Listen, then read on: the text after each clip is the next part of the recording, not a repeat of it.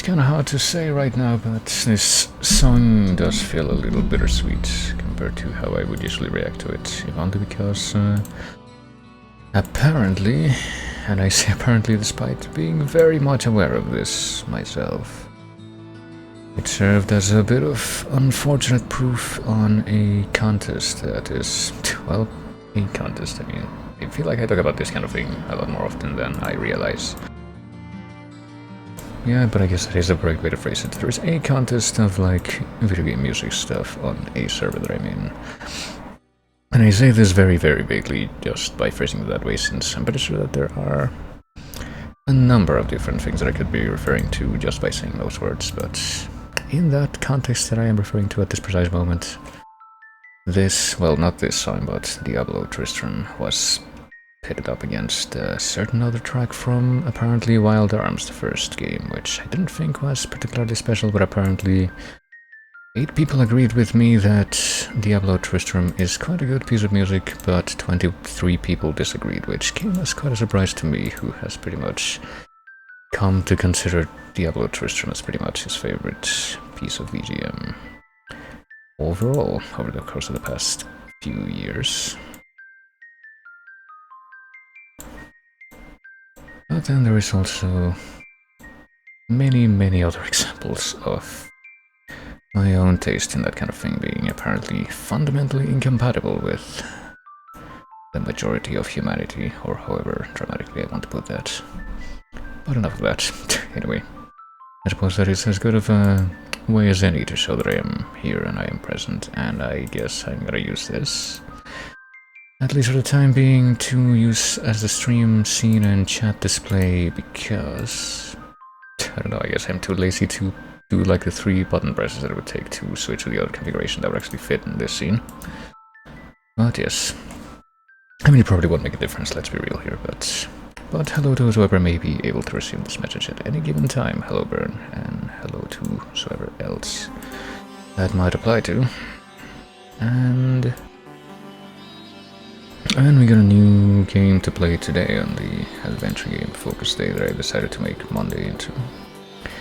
But before we get to that, why don't I go ahead and completely fail to acknowledge the volume difference between this Danganronpa 2 track and the previous one, but instead go ahead and quickly reshuffle the 2 source playlists for the Chase VGM. Speaking of, well, I say speaking of that, even though Chase VGM is not what I was, not actually related to what I was referencing just a few minutes ago. Or like a couple of minutes ago, really, when I look at the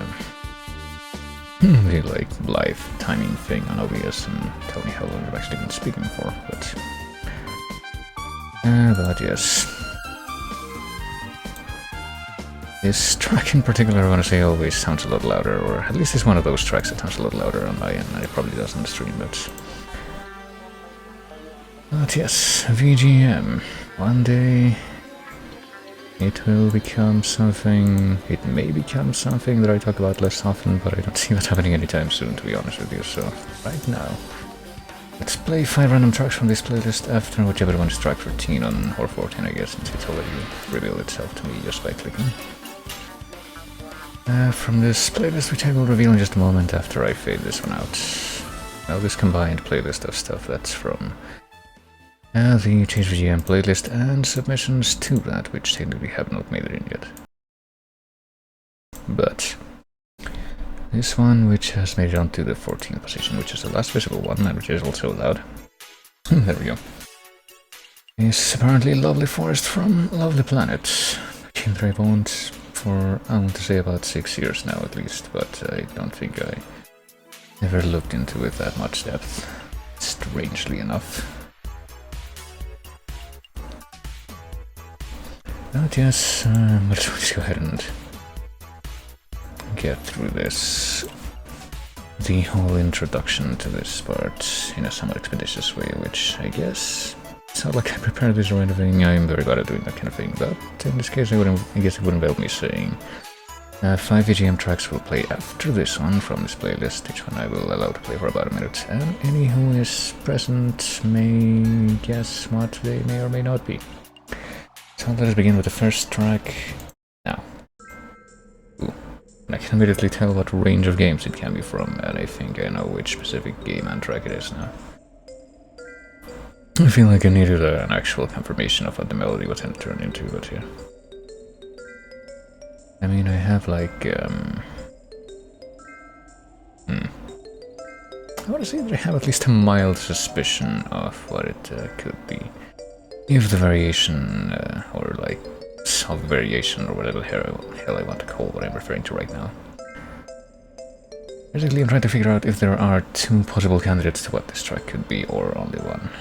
But I get the feeling that there's only one, and I'm just like overcomplicating things in my head, even though... And some of the complications that I've already seen do in fact apply to this game. As far as track variations, I think it's at least warranted. But yeah, you know, I don't think I've ever played any of these games on stream, but I feel like that would probably be the kind of thing that I might want to do sometime. Even though I have played them a few times by myself, but anyway. It's clearly been more than a minute now, but yeah, this is Banjo-Kazooie, Clip-Clop in the Winter, I think, and yeah, that is precisely what this is. My suspicion before I looked at this was that maybe I didn't remember if the Click-Clop lobby has only one track that plays in it. I think that is in fact the case. Or maybe if you'd like switch to a preview, like a variable mix kind of thing, switch to a preview of the season that you're about to go into if you go close to like one of the doors in the lobby, but I don't think it does that. I think it's only got like one base track for each season. And that works out quite nicely with my estimates, so I will not look that in the mouth, whatever that may refer to, even though I obviously am making a reference to a very obvious and well-known idiom when I say that, but enough of that. Let's move on to number 2 here, which is a lot less obvious, even though, well, at least to me, even though I already have a very clear candidate for what the game could be. Game which I almost impulsively want to say I've never played, but I'm pretty sure that I have played a few times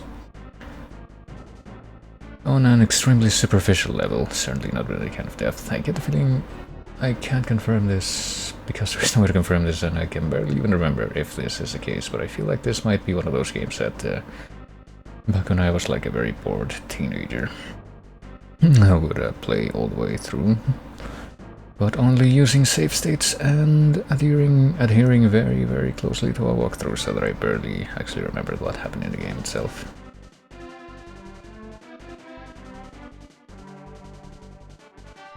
Or perhaps I would use a trainer or something to that effect.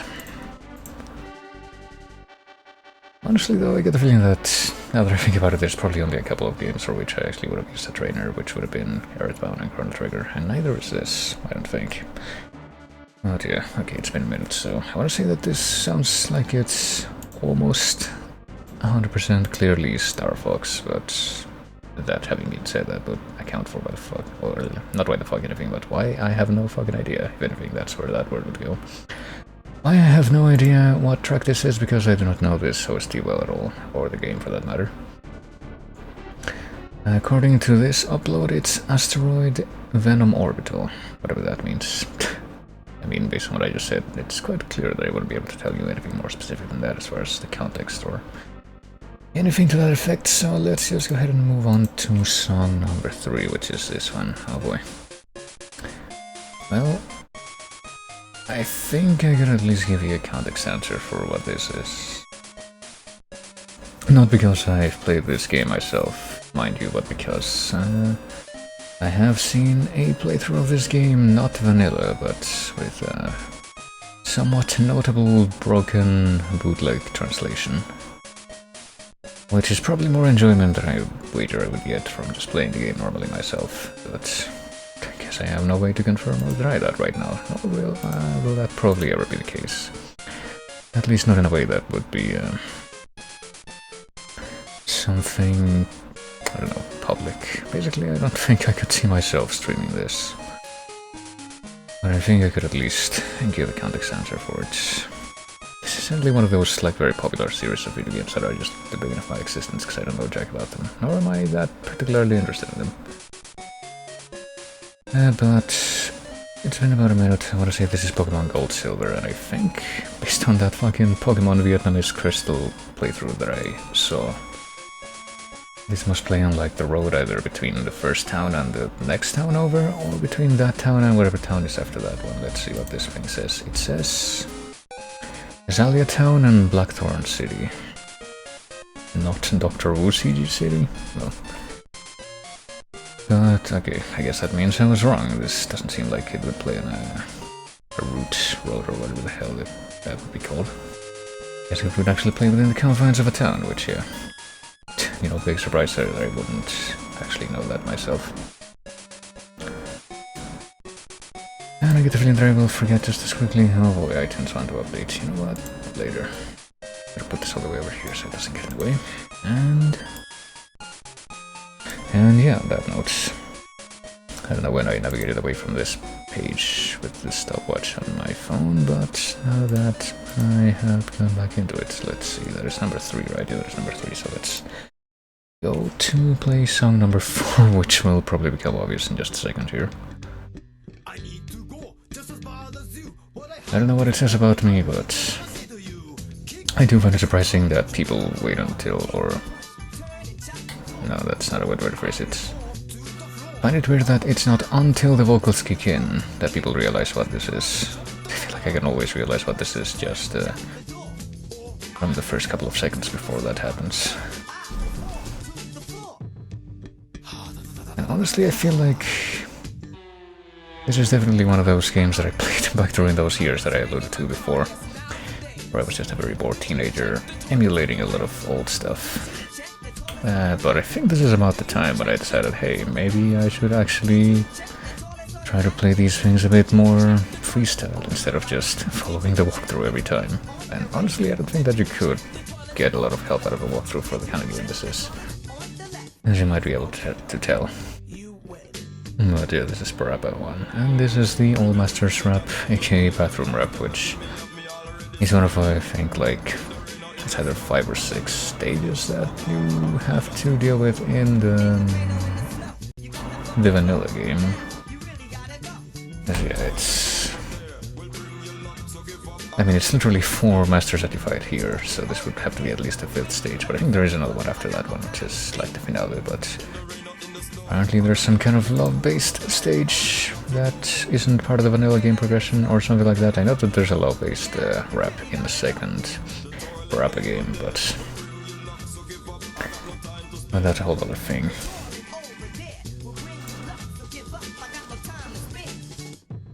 So hey Rambler, how's it going? We're in the midst of, I guess I might as well go ahead and dim this a little bit more so I can actually talk about this. Midst of doing something that a little bit of something that I do at the start of every stream, which is guessing 5 random tracks of VGM from a big old playlist that I pulled them from. But this is actually the second to last one, so with that having been said, let me go ahead and make that a little bit louder and actually skip to the last one, which, as I probably mentioned, oh boy, freaking the devil. I usually let these play for a minute before I reveal to myself and or others what they are. In this case I would definitely include myself, because I think I can immediately tell what series this is supposed to be from, but as for the track I would have no idea at all. Pretty good, just chilling for dinner. How are you? I'm doing good. I'm doing pretty nice today. Got a few things done in the morning that I was kind of supposed to take a bit more of a look at last night, but they ended up getting done without greater incidents, so I'm feeling good about that. Hopefully gonna be able to do a few more such things over the week. But yeah, also nice to hear that you're good. But right now, so there's about 10 seconds left in my 1 minute time limit, and I mean, this is obviously Pokemon, I want to say, but for that reason I have no idea what game or track it would be. And it's been a minute now, so let's see. I'm guessing this might be Sun Moon or something that came right before that. No, apparently it's XY, which I don't know what systems each of these games were even for, except for like, well, at least the ones that came out during this time period. But yeah, apparently it's Pokemon XY, and I don't know if that was DS or 3DS. And with this kind of sound compression, I would be really surprised if it was DS. 3DS, yeah, that makes sense. But apparently the name of this track is Battle Friend, which... I don't know if I could properly reenact something that I'm thinking of right now, but it feels like every time... Well, this is something that technically is... Oh, hold on, it's... fading out, it's about to go to the next track, which is fine, because I usually let this play for like a 6th extra track after whatever the ones I guess usually are, but yeah, there's something that a friend of mine said some time back, which is something along the lines of every Pokemon battle track sounds the same, and then expressed it in a very, very colorful onomatopoeic kind of way, which I don't think I can properly emulate if I tried to, but basically they're just kind of share the same kind of very energetic, very percussion-focused rhythm. It feels like they all kind of have that same kind of thing going on to a degree at least. So it's very easy to mix them up. But anyway, also, yeah, this, I guess the guessing part of this whole thing is done now. And this 6th extra track that's playing right now is from one of the more curious additions, I guess I could say, to the playlist, which is Clay Fighter 63 and a third. And apparently the name of the track here is Cookie Courtyard. And I think that this is one of those games that has stuff composed by people who have also done like movie compositions, strangely enough. I don't remember exactly who it's like, Richard Bellis or Richard Band or somebody to that effect. But yeah. That about brings this little segment to its conclusion, and I'm gonna go ahead and revive whatever was playing over here, or whatever the next track is, let's say. Let's say this one. In my own local playlist that will actually show up in the corner there. As I get ready to update my metadata here.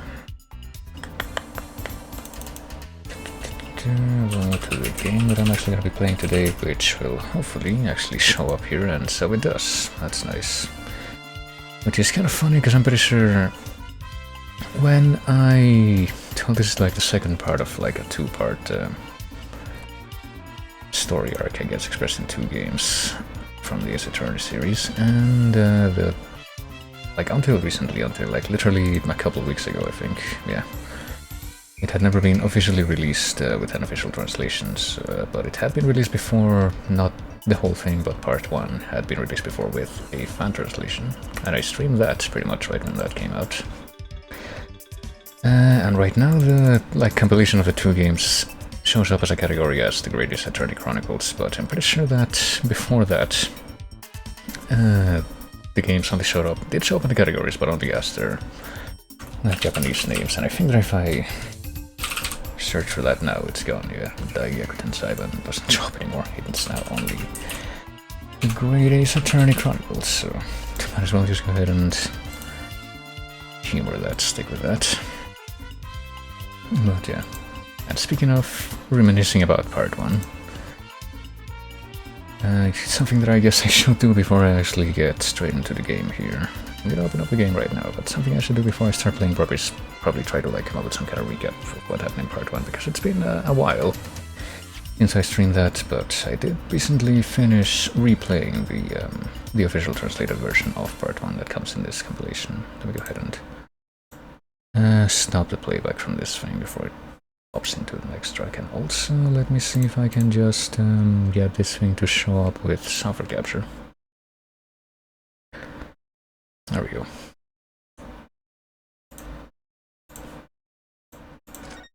Do not turn off your computer while you're saving everything. I feel like... No, never mind. I was gonna say I feel like this game feels kind of quiet right now, and it kind of does in a way, but at the same time I'm pretty sure that when I've been playing this alongside other... or running this, I'm playing this alongside other things... Okay, there's no volume control. Alongside other things, it actually has felt louder than those things, so I don't know what to think right now as to the specifics of that, but I think everything here is gonna be fine.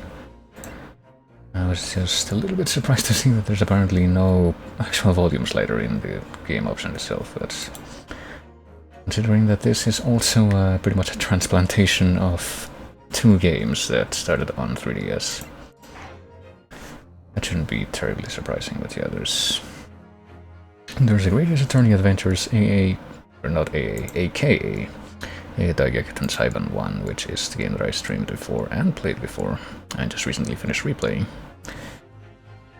And which is an introduction to the story, and then there is Greatest Attorney 2 Resolve, which is the one that I will be starting today. But as for, before I do that, like I said, I should probably try to come up with like a quick recap of what happened in part 1.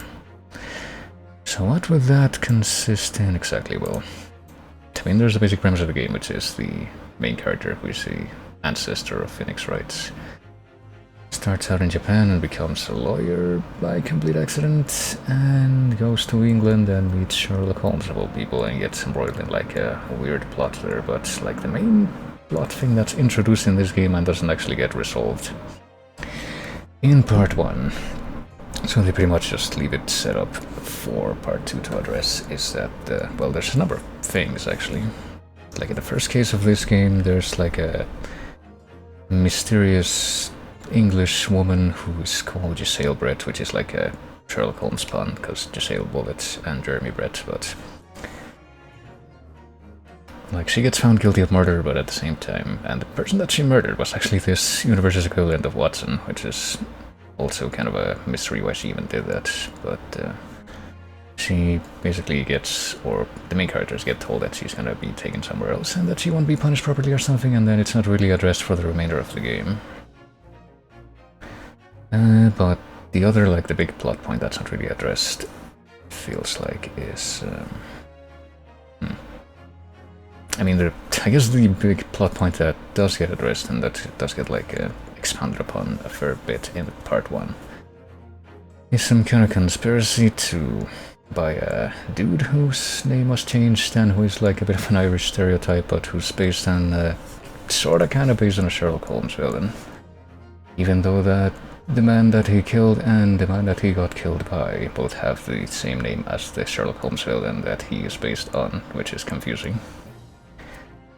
But there's like someone selling government secrets using a music box, and also that music box itself revealed like the names of or people who were like involved in a weird conspiracy kind of, which is also a Sherlock Holmes reference in and of itself, because this I know before. But there is like, what were those 4 names? They were this universe's equivalent of Dr. Watson. They were Kazuma Asugi, who is like the protagonist's best friend who gets killed fairly early on, and who we're told pretty early on too that he needed a bodyguard on his way to Britain, because there was like the possibility of him being targeted for assassination, which is kind of weird at the time and which never really got addressed again until potentially the end. And there was also, those were 2 other names, there was also Tobias Gregson, who is a character from the Sherlock Holmes stories, who is just kind of made into an amalgamate of 2 characters from the Sherlock Holmes stories in this game, in this universe. And there's someone else called like A. Shen or something like that, who I don't think was a character that was properly addressed in this game, but guess what? Maybe now we'll get to find out what happens with all that stuff. I'm sure that was very concise and sensible, and that you wouldn't have gotten lost at all from that recollection. I know I would have. But on that note, I believe it's time to get started here. Which one wants to drink Nipponese blood and throw away wine glasses? Oh yeah, there's that too. There's like Mr. Vampire lawyer guy who throws away a million wine glasses and who apparently a lot of people want to simp for. Who apparently had been betrayed by a Japanese person, but that also not elaborated upon. Maybe that will also get addressed. J. Watson, A. Sasha, T. Gregson, and K. Asugi, even though it was rendered a bit differently in the official transcription for this, but yes. That sounds about right. And hey, matey. Time to find out what the fuck is going to happen, finally, it would seem. I just got the achievement for wearing all the outfits in the game, since I actually turned out the custom outfits for this one. How timely.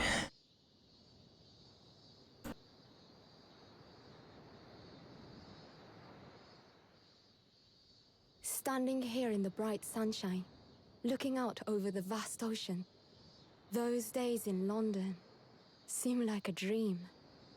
But I do miss my time in England's vast capital.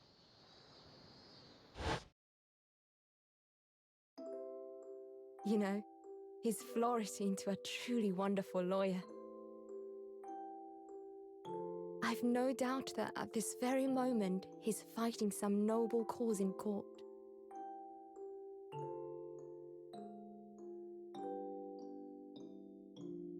Forgive me for taking so long to come to visit you. My life has been such a whirlwind since I returned. And no one could have predicted what has happened. Just 2 months after arriving home.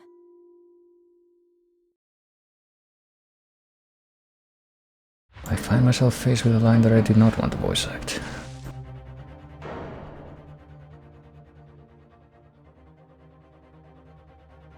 So I came here today to ask something of you. Tomorrow, I shall be standing in court. For the only time in my life.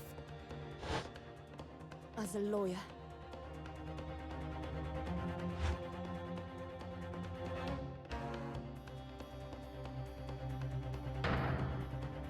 So please, I ask for your guidance.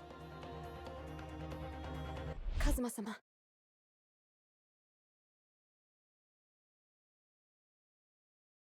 It was quite nice of them to transport the body back to Japan so promptly. Adventure of the Blossoming Attorney, which does not seem to be a terribly overt reference to anything Sherlock Holmes related, but only about half of the 5 cases titles in the first game, which 5 is clearly a number that you can divide in half. Where and where not.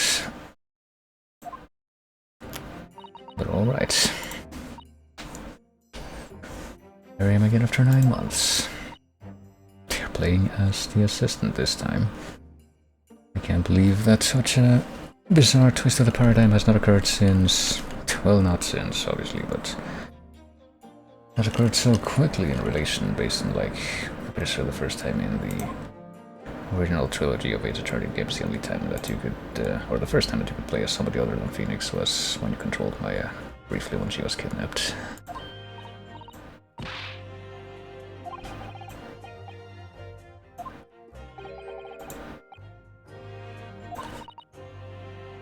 Oh dear.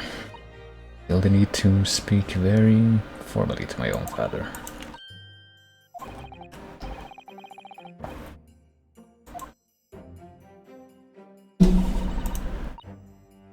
Professor of Medicine at the Imperial Yume University, and who earlier in his life traveled to Great Britain to study the latest advances in forensic medical science. And managed to get somebody that he met there killed by inviting him over here, and someone he have not seen before.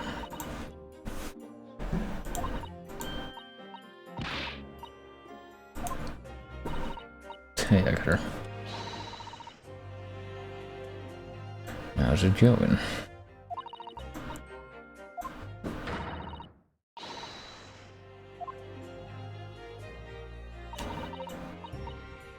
Remember, well,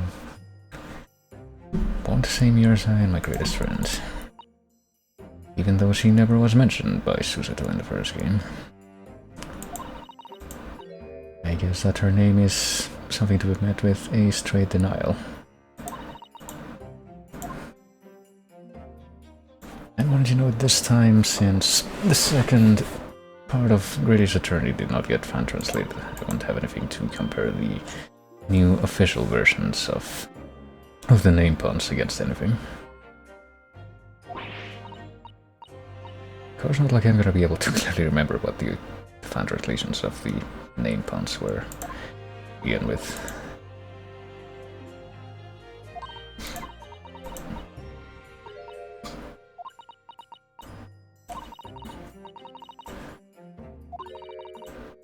He hasn't realized who I am. Okay, so she also does not remember the other person.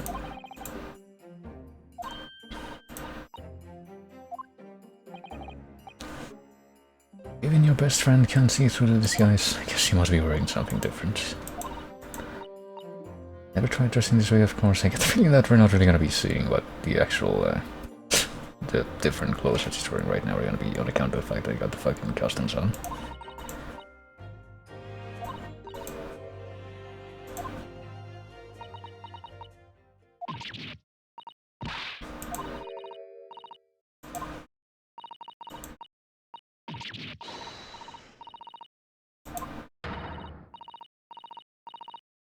Varsity uniform, cap, cape, and badge.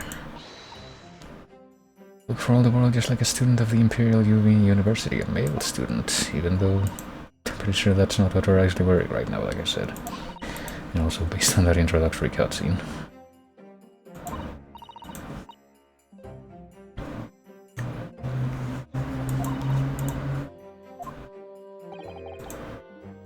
It was the only way.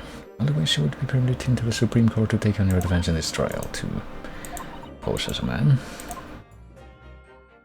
That's what they're going for. It's probably gonna make this very, very jarring, this custom change. Courts in Japan are barred to women. Can you believe how backwards the world was in the end of the 19th century? Can you believe how horrible the past is? There's clearly no virtue whatsoever in trying to remember anything from it.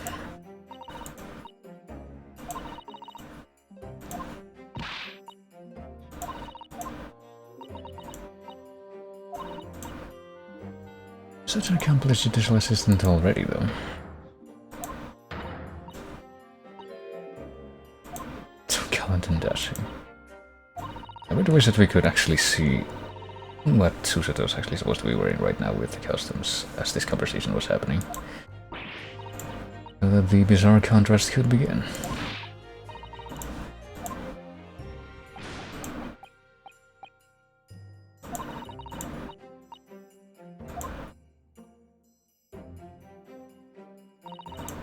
Why do I get the feeling that's actually gonna come out very quickly though, the fact that she's just in disguise.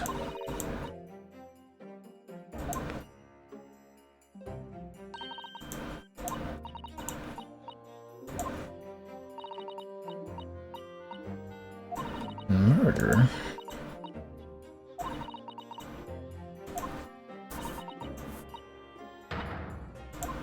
Such a thing is unheard of in this series.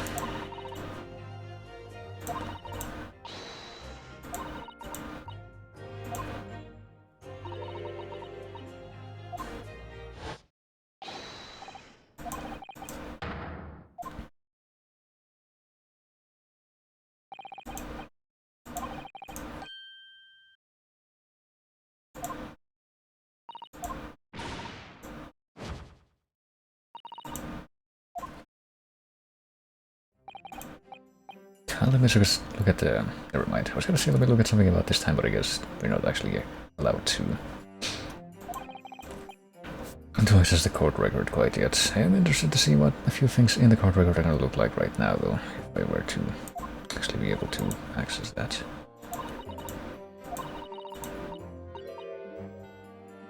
Rather than assuming that Ray doesn't know how it came to this, well, I mean... To what? To the fact that she's posing as a man?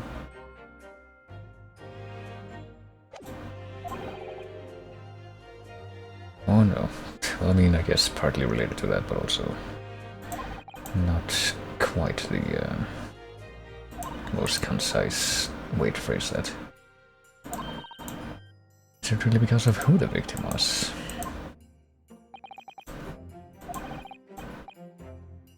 I mean, based on what we saw in the intro there, if the victim was to be brought up again as an actual suspect,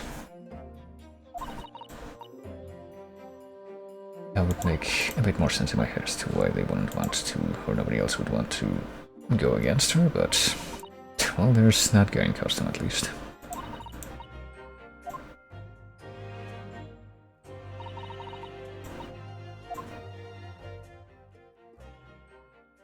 But if she's actually the victim this time, which it does seem that way, I would think that they would actually want to resolve that as succinctly as possible, but... as you can see, there's no women lawyers in here.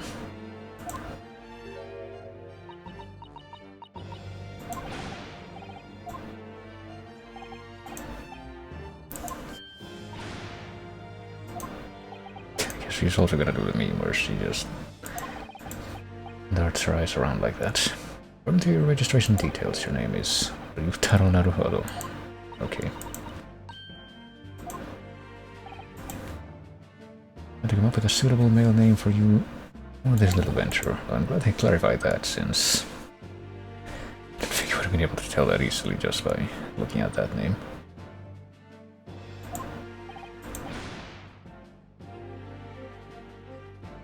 A really cool username.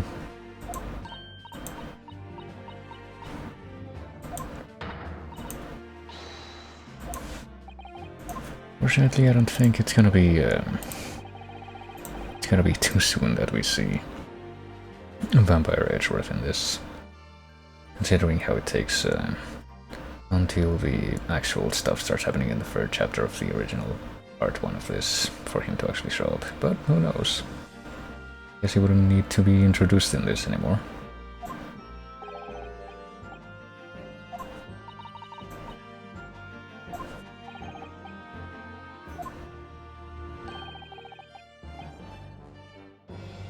Did you really not give her their default costume? Well, no. I mean, I could theoretically go back and see if we can change that on the fly right now.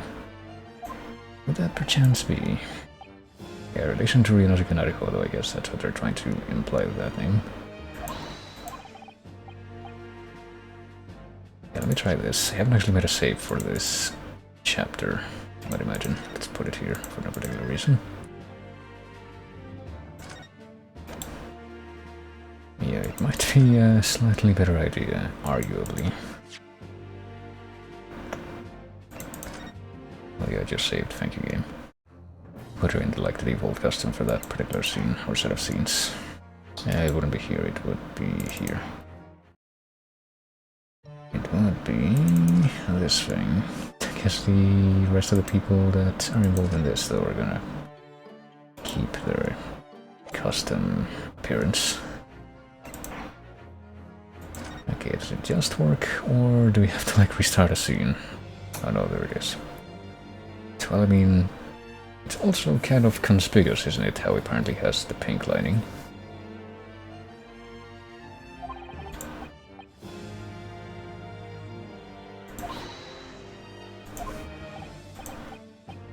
And also how her hair is made up, I would say. But I mean, I look at this guy and I guess anything is possible.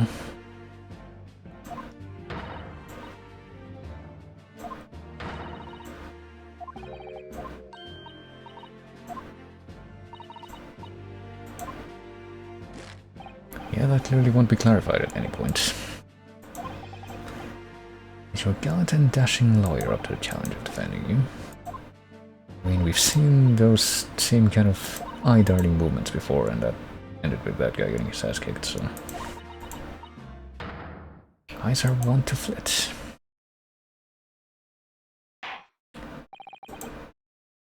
Very jittery and very constant.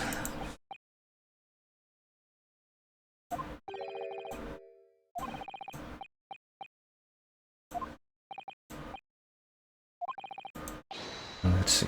I guess it's actually quite timely that I just made my first save here. I still don't have the court record available, I can't help but notice.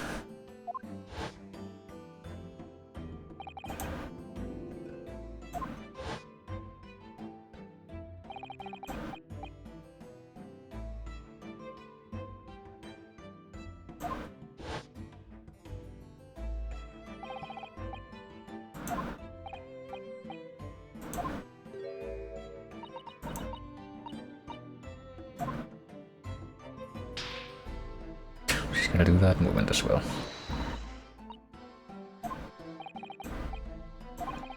Alright, he will state the name of the victim, and I'm pretty sure there's a meme achievement that you can get in this for screwing this up on purpose, so... I mean, I'm pretty sure I already know who the victim is myself, just from having looked at the intro, but... Minds are wont to black, just like the eyes are wont to flit.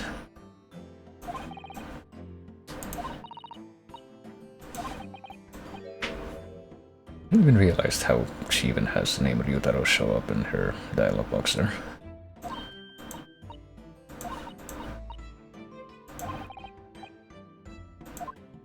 Well, I would like to do that now, but I don't see the prompt yet.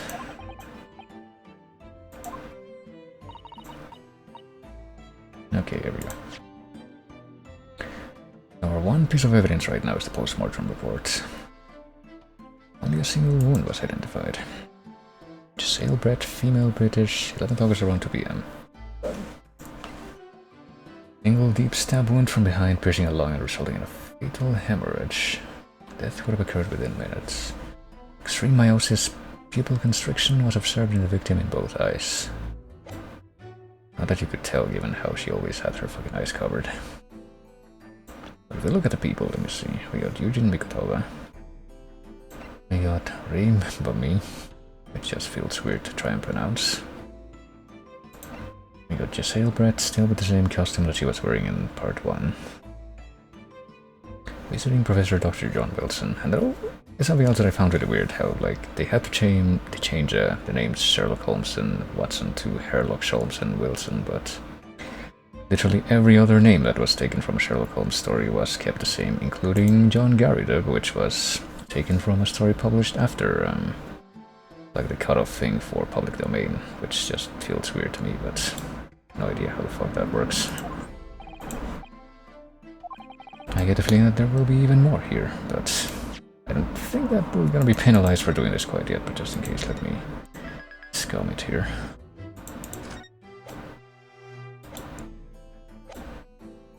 Well, the victim is clearly this person.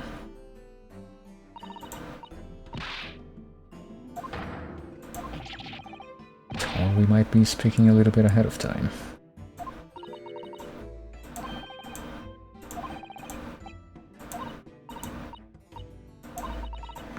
I choose the person whose features appear to be the most deathly.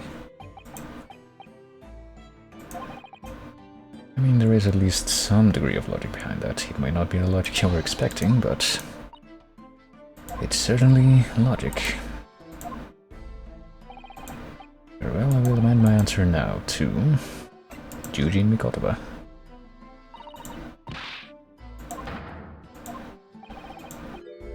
And I could say, yeah, he might as well be a victim if he's being named like that by his own daughter at this time. He suddenly seems so much older and wearier than we were mere moments ago.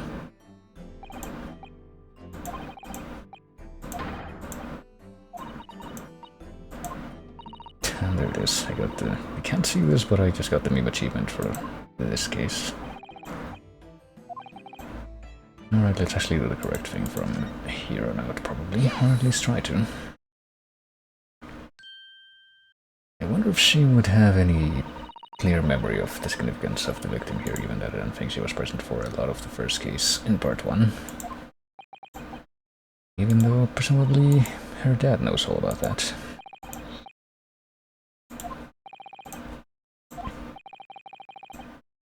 Will you are aware of the significance of that name? He was a visiting student who, for X reason, was going to be protected legally at any cost. And she killed a man. I mean, you only have one thing of evidence, and it doesn't actually say, like, what her history in court was.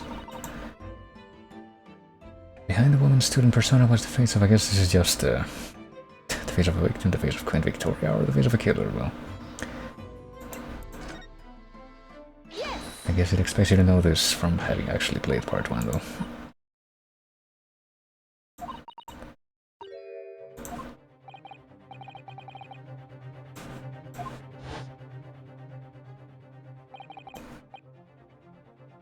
Country had just signed a new treaty with the Empire of Great Britain. It was in the midst of this delicate diplomatic situation that the incident occurred. Dr. John H. Wilson was shot dead.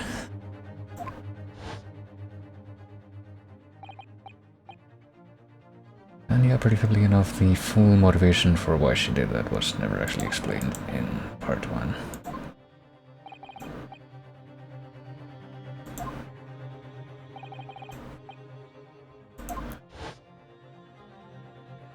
trial was supposed to be secret though, I guess. I think they did say that. Like only high-ranking military people and what have you was ever actually present in the audience for that.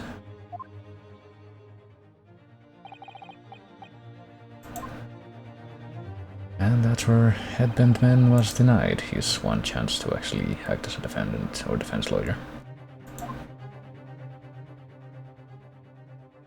He was completely usurped by his best friend.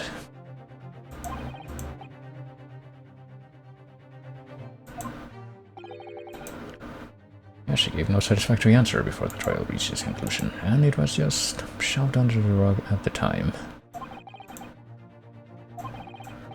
And she would be removed to Shanghai, China instead. Since there's a British consular court there.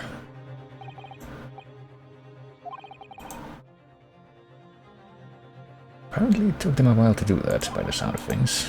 If it's only a week before this, like the events that are happening right now, that happened, and presumably it would have taken at least a couple months, more like 4 months or something at least, for Susato to like go to Britain and for all the stuff that happened there to happen and for her to come back here.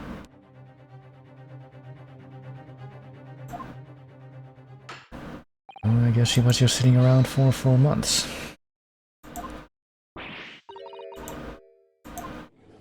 Until she was moitered.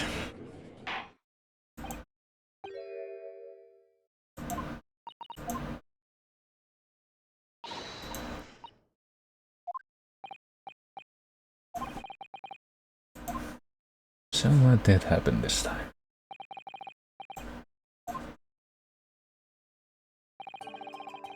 The repugnant crime took place on the 11th August in broad daylight, so 2 days from now.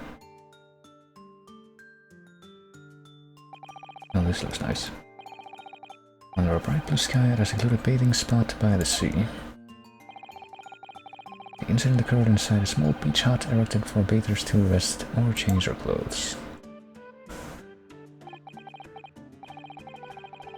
The cause of death was a single stab wound to the posterior abdomen that pierced the victim's lung, an injury which proved fatal.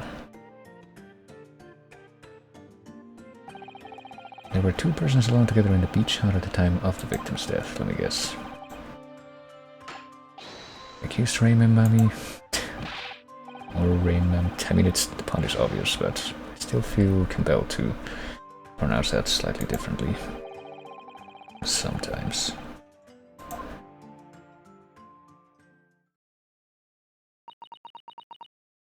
But I get the feeling this might somehow turn out to be like a problem of Thorbridge kind of thing, where she somehow killed herself specifically to incriminate the other person.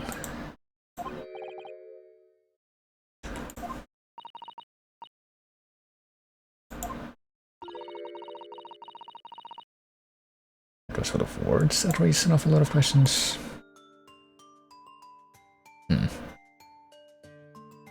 Honestly, I feel like the only thing that needs to be addressed more expressly here by necessity would be the motive. Powerful motive is a blatant overstatement.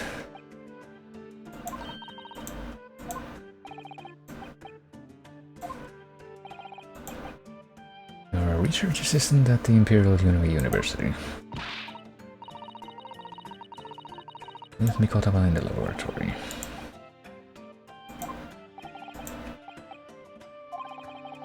Prior to your work, whose research were you assisting then? Well, I mean, what's-her-face? Brett was also supposed to be in that position, but studying under Dr. John H. Wilson, yeah, working with Wilson. I mean, honestly, what I would be wondering right now is what Brett was doing at the beach hut at all, if she was supposed to be waiting to be transferred to a different court.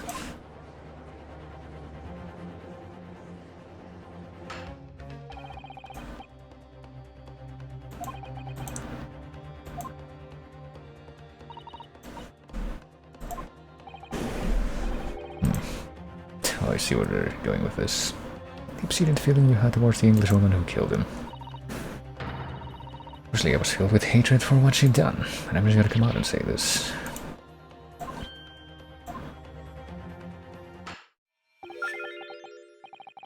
Ooh.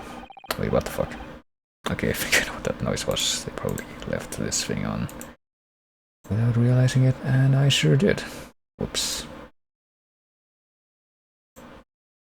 Kinda weird that I left that particular tab open though. Oh, dear's motive was revenge.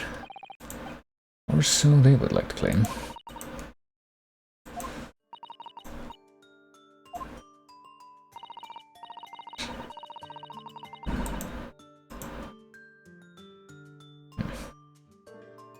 Also, I guess not just why they were alone together, but what Brett was doing there at all.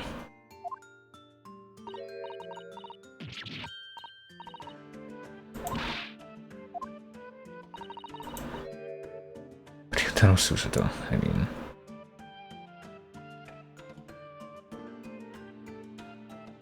I guess it would make sense if you pretend that Susato was the last name, but it's supposed to be her first name, but... I guess, I don't know. I feel like that doesn't need to be elaborated too much on. It's a little self-evident. Why were you there, why you were alone with her, and also why was she there? There were other people present. A detective who was guarding Miss Brett for starters.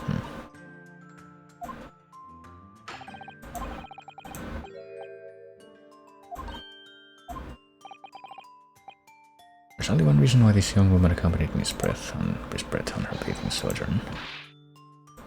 To do that, means she would probably be able to come up with some kind of a reason for why she went there if that wasn't her motive, which seems kind of obvious at this point.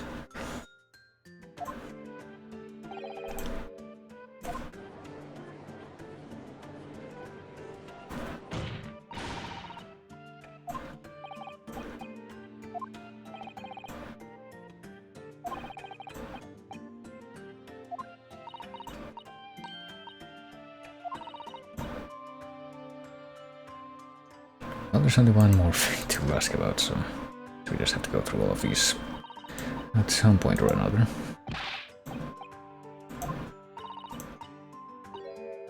Mention the bathing spots. Can we get more details about that, I guess? Bathing spots are the very latest trend in health practices from the West. I mean, aren't they just public beaches? I find it a little hard to believe that they wouldn't have that in Japan before, like the modernization period. Referring to the fact that Miss Brett had to all intents and purposes been found guilty of murder. But yeah, what? Okay, I guess they do talk about that. Why would she have been there at all? For all time's sake, I believe. Our final wish, as it were, was to enjoy a day at our country's wonderful coast. And the British Embassy put extreme pressure on our government to comply for whatever reason, even though it's not really clear here why they would want her to have that specifically. Wouldn't even have the courage to decline the whims of a known criminal. Conveniently enough.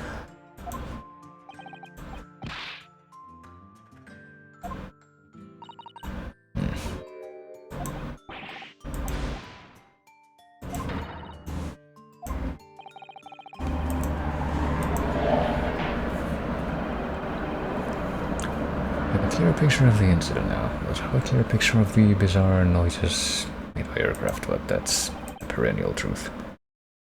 Despite her guilt being determined 9 months ago, Miss Brett managed to avoid incarceration, instead continuing her research work at the university. And I guess nobody had anything to say about that. Not even people who weren't involved with like diplomacy stuff are going to deny her anything.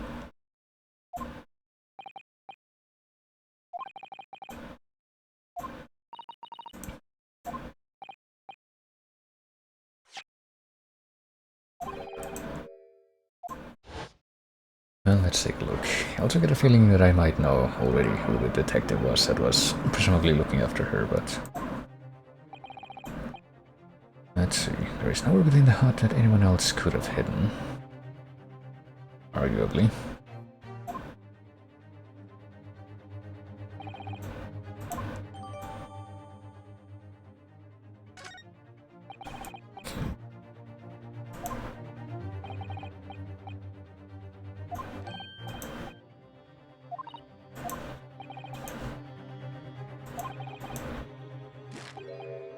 Can confirm that we have multiple witnesses to the crime and damning evidence.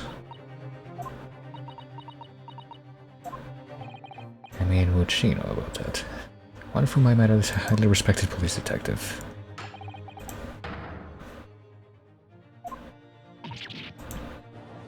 I wonder if that will finally be something else that actually gets addressed, like more than in a way that doesn't get glossed over, while that guy's just constantly bleeding from the mouth.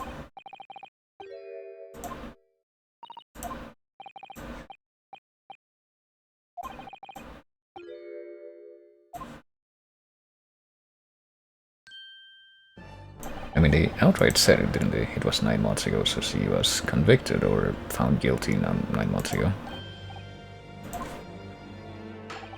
So she's just been allowed to do whatever she wants for the past 9 months.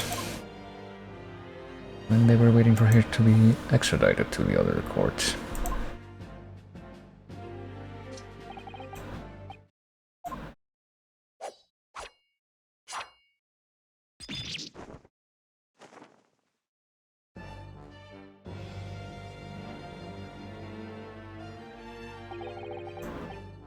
Strike the head of a samurai whose top knot has been cut and the bell of cultural enlightenment tolls.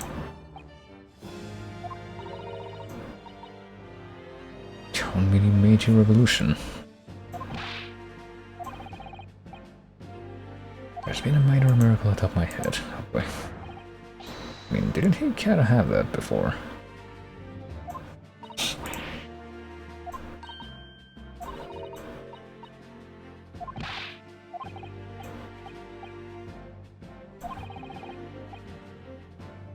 Victory will be fertilizer for the seed of hope atop my head. Well,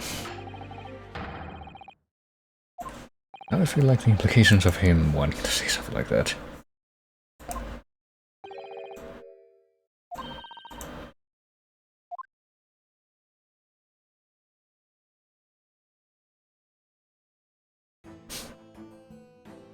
Okay, I was expecting one of these people to show up.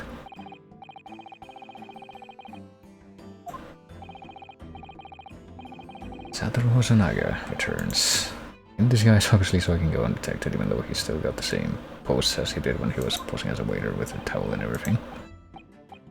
The next big thing in books. Rather renowned throughout the capital, yes.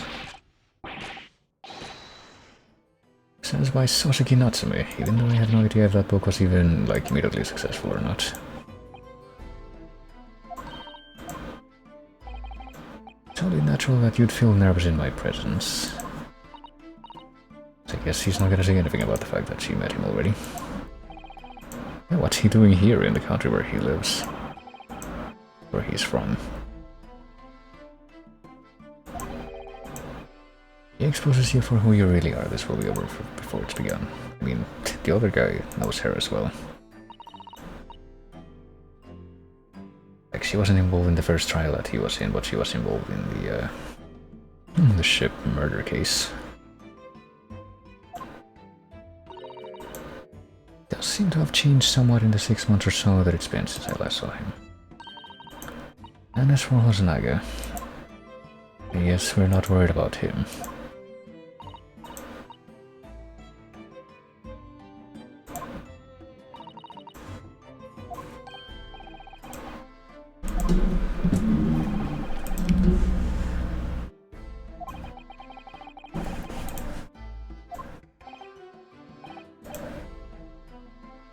I appreciate why an Imperial Police Bureau detective might have been present, but what business did a writer such as yourself have being at the scene? I mean, you could pretty much say that about anyone. Why would literally anyone have been at a public beach?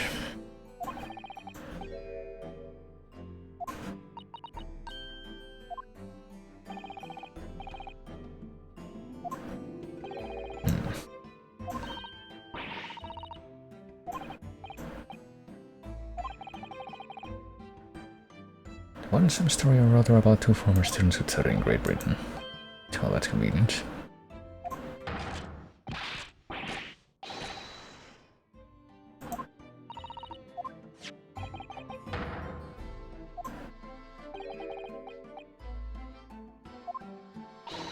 That's convenient too.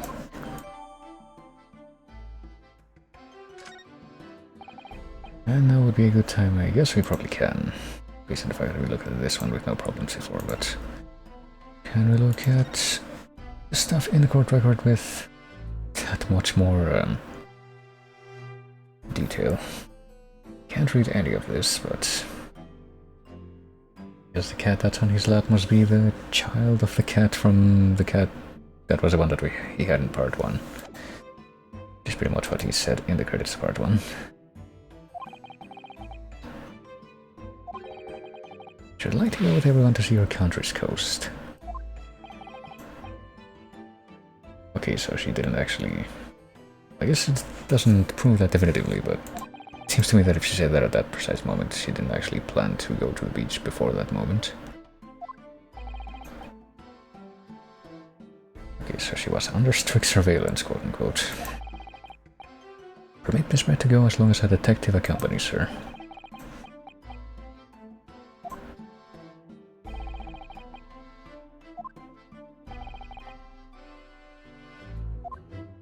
Then I have to clear out the beach.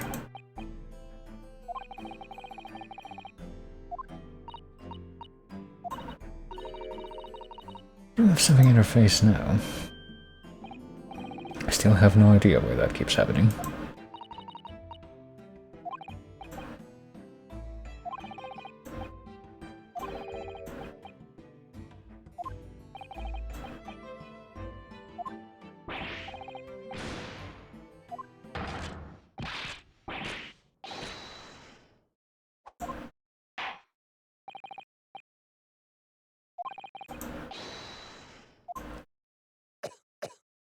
I wonder if this dude that keeps showing up to take the pictures is going to be like an actual person, or if it's literally just a background prop. Endlessly racked by remorse and regret. I didn't even know if that was supposed to be like his shtick or something. I mean, he did that in the visual translation to part 1, the alliteration, but will that actually be something taken from the Japanese? I wonder. I had a special surveillance assignment in this disguise. I just managed to catch that crab when I suddenly heard a cater wolf from behind me. Running to the beach hut at once, where I found the pair in question. That young girl was astride the English woman, dagger in hand, as she stamped wildly. Saw blood on the blade. Proved to me that she'd stabbed the victim multiple times. Oh, that's probably gonna be like a very obvious contradiction right off the bat, isn't it? Look at this again, it's probably gonna say... single deep stab one from behind, yeah, so that's already... something that doesn't make sense.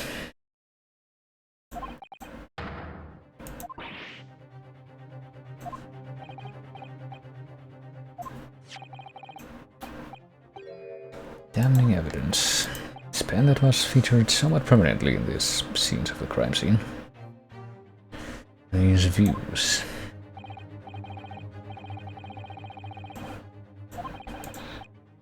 Appears that in her dying moments with her final ounce of strength, the victim clutched a piece of evidence that would positively identify her killer.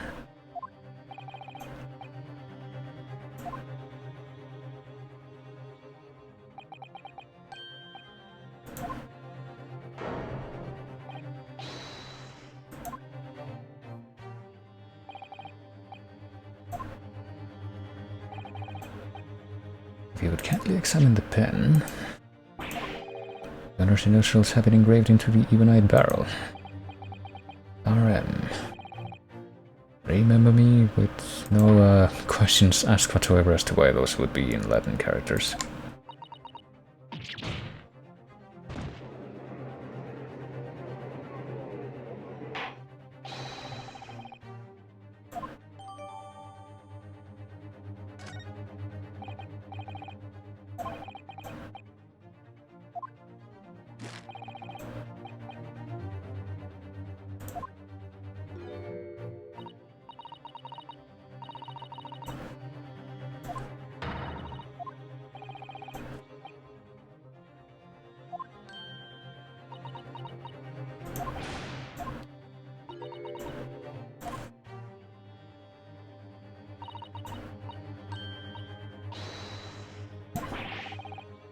there another Naruhodo in my courtroom? Well, maybe 9 of emerald since there isn't even a single Naruhodo in your courtroom.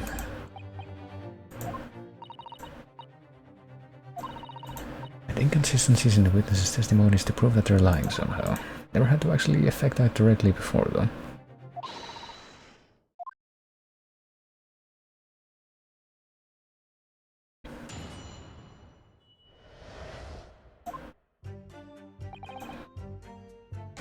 So it seems like we can just go straight to the contradiction right away, and I might, but I feel like at least one thing that I need to elaborate on before that is this statement here. Hold it! I'm describing the victim's scream, presumably, but I'm more interested in what he was doing with the crab. With a scream that could appear the heavens, of course. I mean, how could we possibly not have witnessed that? Or the like. Or is that just a metaphor?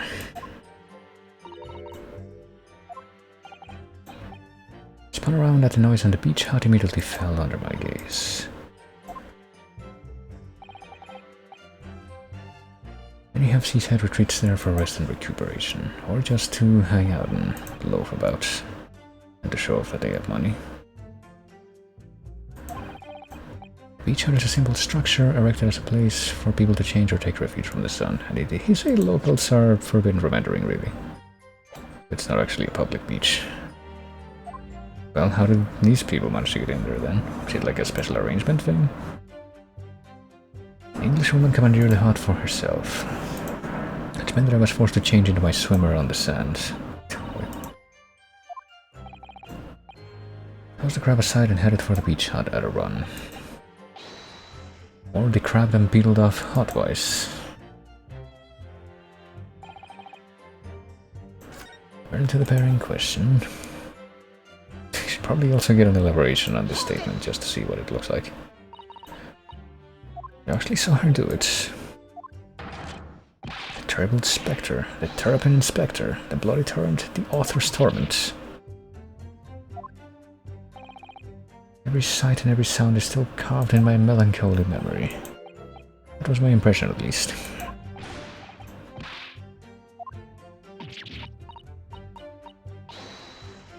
I'm as manly a Japanese man as you. Oh. That was my impression where you were just now, I believe. Meaning that it's pretty much an implicit exaggeration. You're not confident that you really did see what you described.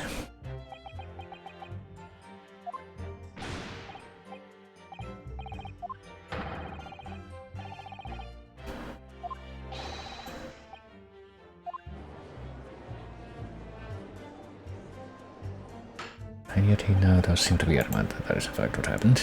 It sounds as though the next installment of I Am a Cat may take a macabre turn. Macabre. Macabre, I don't know, this feels like such a weird word to say in English. Makes so much more sense in other languages. Anyway. Macabre. It proved to me that she stabbed the victim multiple times, and it's pretty obvious what we're gonna do here, but let's see what happens if we, like, go to the loop statement.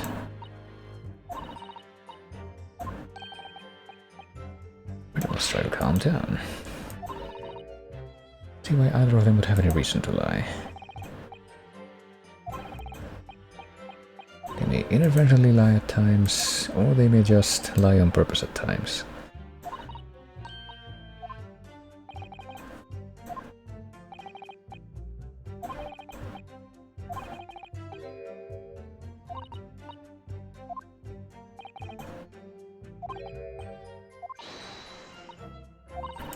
Alright. Yeah, I feel like it's obvious enough that I don't even have to do the paranoia save scum that I typically usually do when I'm about to do something like this.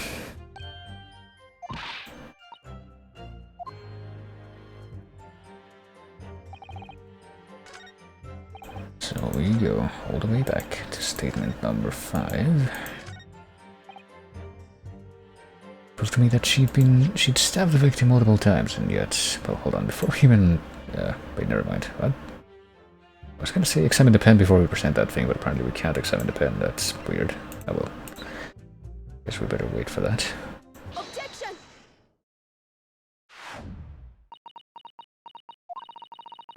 That accusatory cry that just welled up from deep inside me, I think I finally understand. Every time Kazuma-sama and Naruhodo-san have stood here at this bench, stakes have been very, very high indeed, and I guess every single time a character does this for the first time, they have to make a big deal out of it. I'd like the witness to clarify something for me.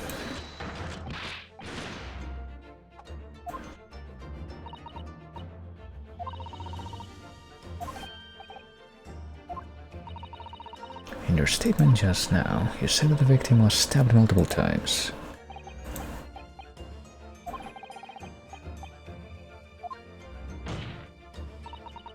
And yet, that cannot be.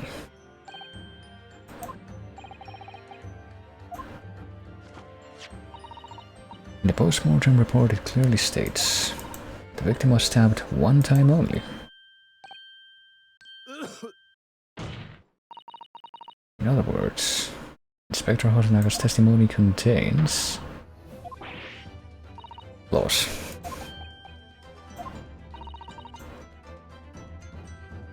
And yeah, it would also mean that this guy talking about seeing the defendant stabbing the victim would be multiple times would be inaccurate. There was already blood on the knife that you saw the defendant holding. You know the murder weapon was used to stab the victim only once, therefore there's no way that there could have been blood on the knife if that single stabbing hadn't already occurred. Meaning that they didn't see the stabbing actually happen.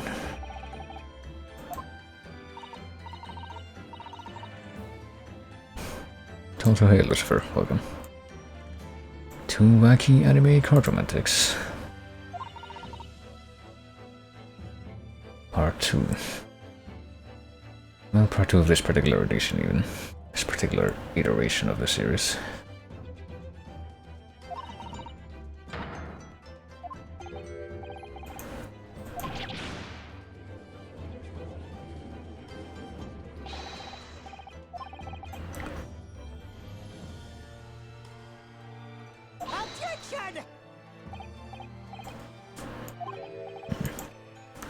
Well, this takes me back. I seem to remember your cousin staged a scene much like this in the trial 9 months ago. Half-witted child with a half-baked objection attempting to steal the show, and well, he was pretty successful at that point. So-called half-witted child managed to outwit the prosecution, who was only half ahead of her. I mean, I would say not even that, depending on how you're looking at it, but...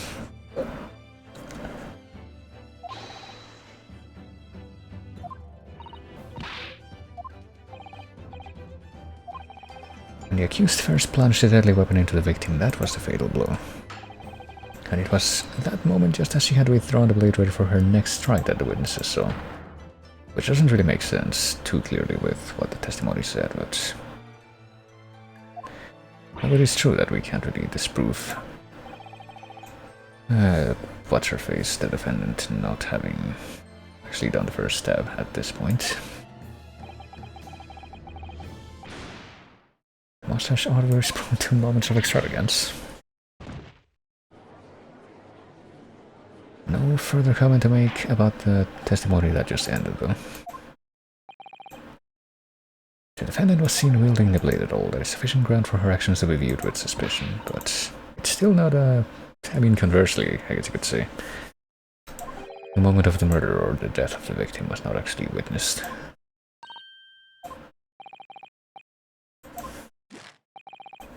If the student girl is as innocent as you claim, why would she have pulled the blade from the victim? And with the demon's cold-blooded composure too, even though that wasn't actually implied in the testimony. Why did Ray pull out the knife? I feel like it's not that weird. Maybe she thought the victim was still alive. I have to come up with a plausible reason here, or we don't have a case. The reason... Well, surely so she could save her life, even though that's kind of counterintuitive if you know that what pulling out a knife in that situation would actually probably do, but I guess we're not going to bring that up at the moment. The victim's death was not instant. He would have remained conscious for a short while after sustaining the injury. giving her time to take hold of this piece of evidence to the indicator killer, which I'd still say that that's quite a bad piece of evidence just because it has the Latin characters engraved on it. Instinctively, she pulled the blade out in an attempt to save Miss Brett's life, even though, like I said, that just kind of implies that she didn't know what would actually happen if she did that. In all likelihood.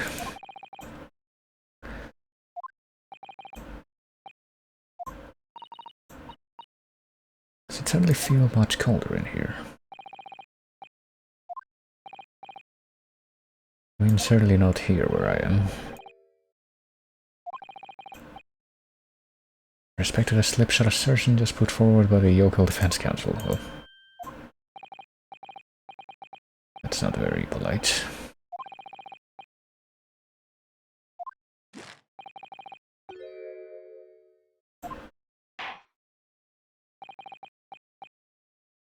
Let me check something actually. Let me see if I can get the software capture here to not capture the cursor. That's probably gonna be better. Aesthetic wise. There we go.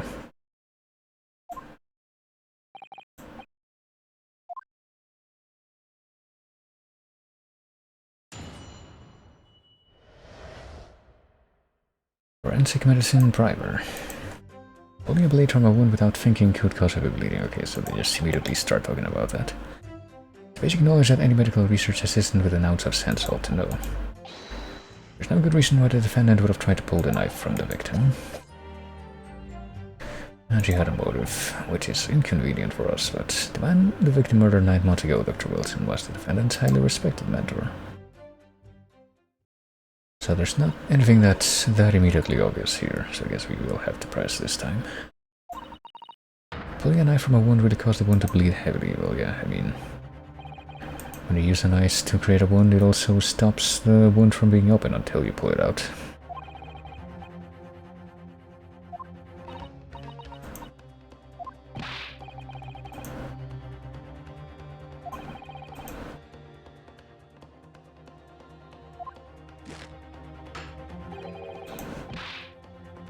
Anyone who's ever given someone a little poke with a knife and pulled it out again knows it, which doesn't really paint the best picture. Never stabbed anyone or pulled a blade out of a wound, so are you implying that you have?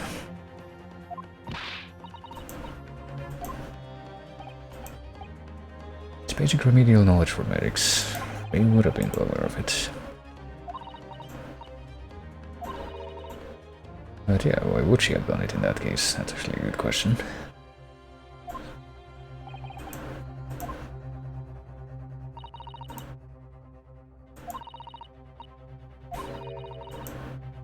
And she never mentioned knife, but yeah. I guess now this guy's gonna be the one to give the lecture of how dare you not believe in your client all the time. Or at least imply it. Feels like she would already be aware of it by this point though. All that happened in part 1.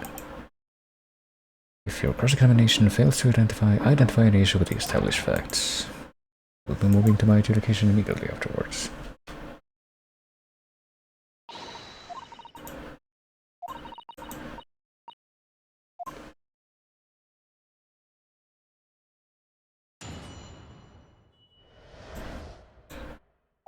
Alright. Well, let's go ahead and start pressing. Let's learn all the information that we can possibly extract from this. Does that mean that if you use due care and attention you would be alright? Well, I mean, if you were at an actual medical facility where you would aim to do something like that. The blade is like a stopper in the wound. Remove it and a serious hemorrhage will occur. Hemorrhage. The medic would need to be present before any attempt was made to withdraw the blade, so yeah. I mean, that would be doing it with thinking. Doing it in a medically controlled environment.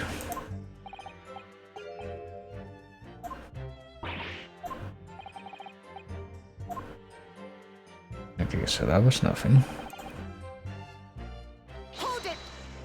You're gonna give me the complete academic history of the defendant.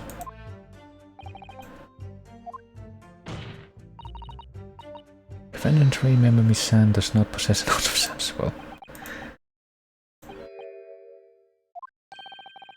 I'm not sure that you should be labeling your best friend as lacking common sense, never mind the fact that, yeah, it might actually be somewhat convenient to our case right now. Lack of common sense can be a very dangerous thing.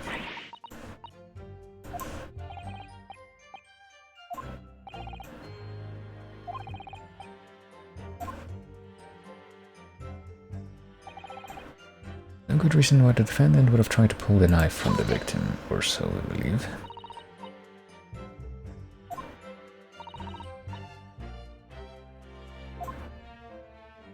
She could have acted without knowing, even though she would have been able to use better judgment if she had any awareness of what she was doing. That's probably not a good statement either, no. Rational behavior is a woman's prerogative, well, I mean, consider who's saying it at this point. We have a lot to learn about women. Only a small-minded man could have such bigoted views. How dare you, shitlord.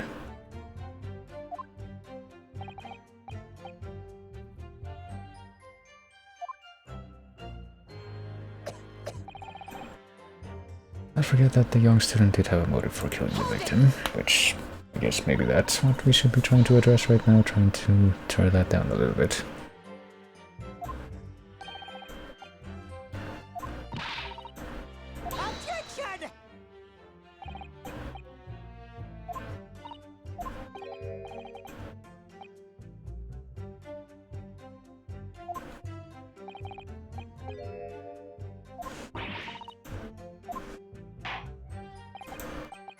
We'll reiterate your point about the defendant's motive.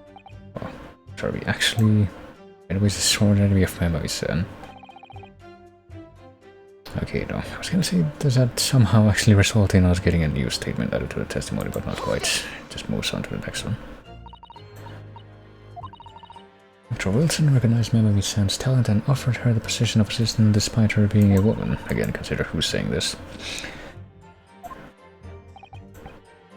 The Englishman appears to have been a very broad-minded individual. Imagine that.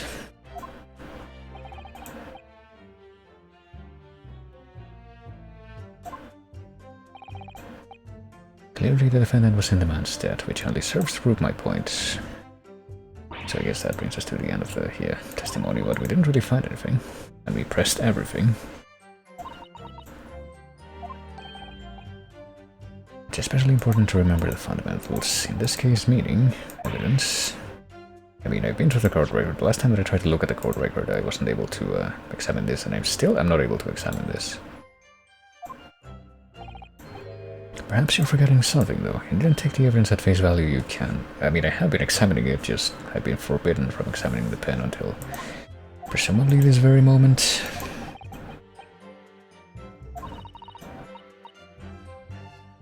Let's say that I know what to do. Let's just go with it. Kazuma-sama and Naruhodo-san are always turning evidence over and over in their hands. Need to examine things in greater detail with space. Okay, finally I can do it. Now let's take a look. So we're gonna open up the pen. We take off the pen's later. Hey, she even has her own separate 2D artwork for that. What's this on the base of the pen, though? There's some sort of emblem here. It isn't a Yuma University one, meaning that this pen could not have come from there. Must belong to some other organization, I suppose, a business of some kind. And that would imply that it doesn't belong to her, to the defendant. Can we look at the tip of the fountain pen? I guess not, but we can look at the initials as well.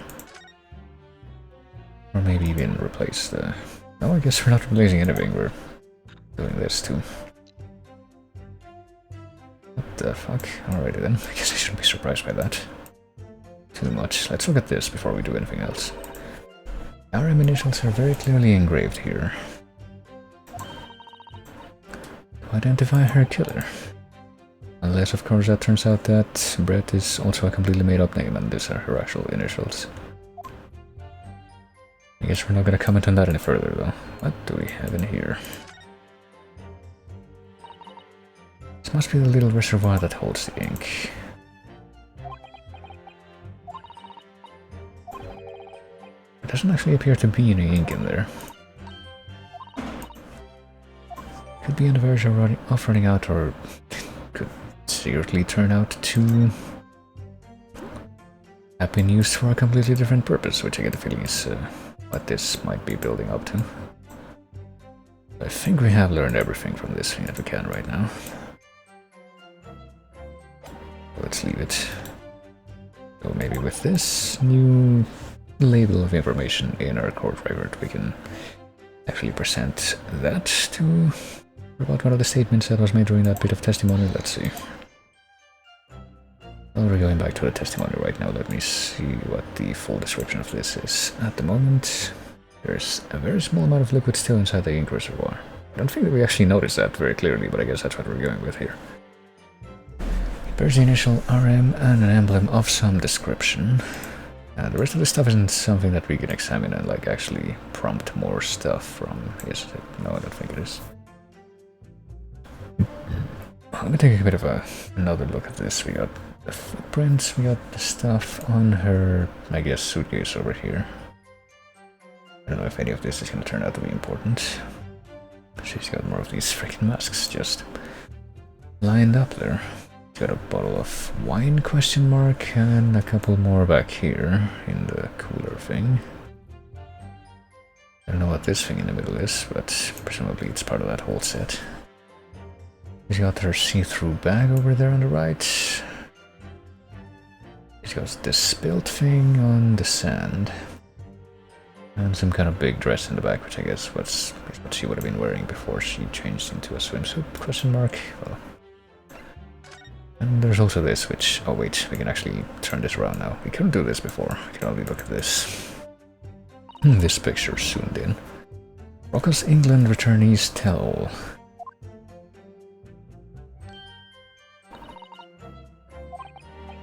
He became a little over-animated when he was talking about his time in England. The photographer managed to capture the moment his hand karate chopped me on the neck. I guess that's all we have to say about that. And we... read about the bulls or the bottle down here. No, I guess not. Or the bicycle. What's on the back page? It's probably gonna turn out to be actually important somehow. Deadly poison stolen from Yume Medical Research Laboratory. How inconvenient. The poison's been stolen. Just like in the... you know, I'm a little bit curious about something, but I feel like I'm not wanting to look that up right now. Maybe in a little bit if this somehow turns out to be relevant. I'm being very, very vague about what I'm referring to, but maybe it'll make sense later on, maybe. Where on earth could the reporter have gleaned this information, so he's not aware of anything having actually been stolen? There's an article mentioning this story in our paper this morning. It's a highly toxic poison we've been working on in the strictest confidence. Put Ray in charge of the project. Oh boy. Means that she tried to hide the theft from me, and moreover the details were leaked somehow. I need to read this very carefully, even though that's all the information we actually have been able to extract from it. Oh, we can get a different description if we read this again though. An attempted cover-up was at play. How did our reporter find out about it? We have that, we have what we learned from this, we have this. Okay, never mind, I guess we can examine this separately. Oh yes, we can. Didn't realize that was a thing. Separate thing from this one, that is. So let's take a look. Following a lecture by Yume by Soseki Natsume on the 11th of August, it's come to light that a very disturbing incident took place. A deadly poison being secretly developed in the university's forensic science laboratory was stolen. Even the smallest amount entering the body either via the mouth or via a wound from a poison-laced blade would prove fatal in minutes. Current methods cannot detect the newly developed chemical. The university would have to be consulted. Does it have a name? Guess not. Why is the poison being developed? Onset of symptoms occurs in minutes, starting with impaired breathing and ending with acute contraction of the pupils prior to death, so that's probably how she actually died. Such symptoms would be suggestive of this toxin. It's apparently an entirely new synthesis of alkaloids and rumored to have been commissioned by the military for no dubious purposes whatsoever, no doubt. And I think that pretty much everything else that we can look at is stuff that we already fully examined, so... I don't that we've gotten all that information, how does that stack up against this testimony? Could cause heavy bleeding, basic knowledge, yada yada yada. No good reason why the defendant would have tried to pull the knife from the victim. I guess we can potentially say that if it was a poison knife, it would be better to get it out quickly, but that would seem like a stretch at this point, I would argue. We have a motive for killing the victim. That might be what we do though, but this already feels like it would be a stretch, so let me start with the save scum tradition. What happens if I just do this right now? This being this. Objection! I guess that is it. There is one possibility, one very good reason why the defendant might have decided to withdraw the knife from the victim's wound.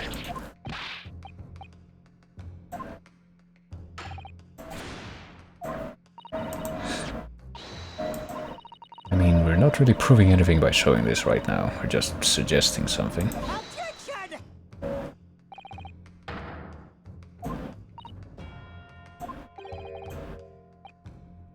And yeah, I mean, there is the fact that if it was that poison, it wouldn't actually have been detected by the police at this point.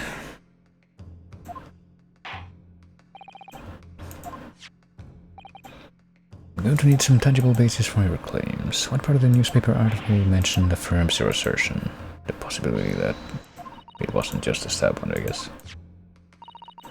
Reason why... yeah. I guess it would be the middle page.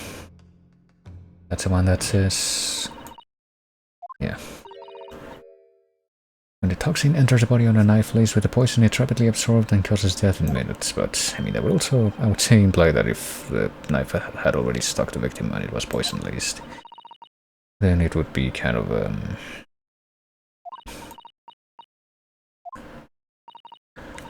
pointless at that point.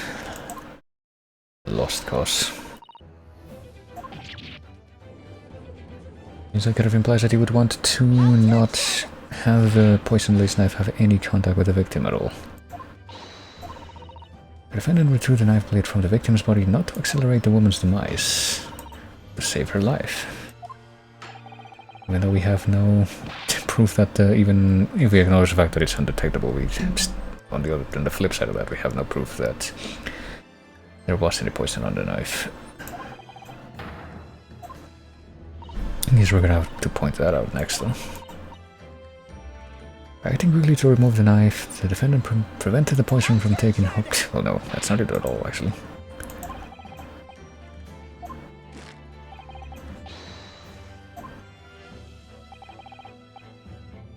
And yeah, you could just say, I don't believe what this article says and leave it at that. I can't believe that I'm not able to cite this Wikipedia page for an academic paper.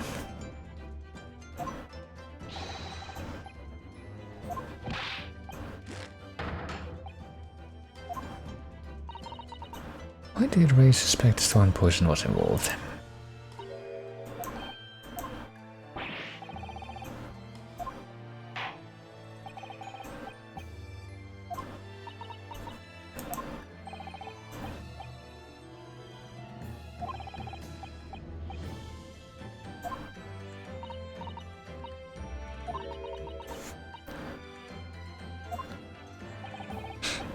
We'll present proof to the court now. What evidence demonstrates a clear link between this case and the poison in the newspaper article?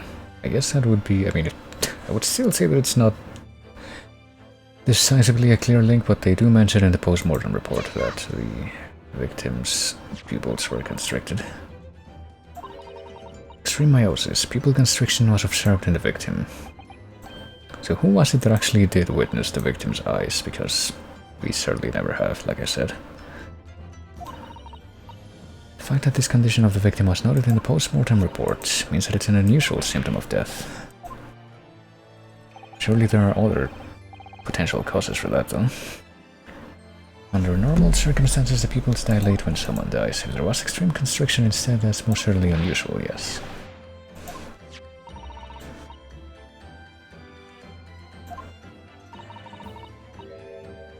One set of symptoms occurs in male ascending with acute contraction of the pupils prior to death.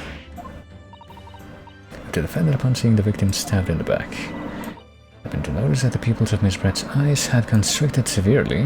She would suspect that it was the poison.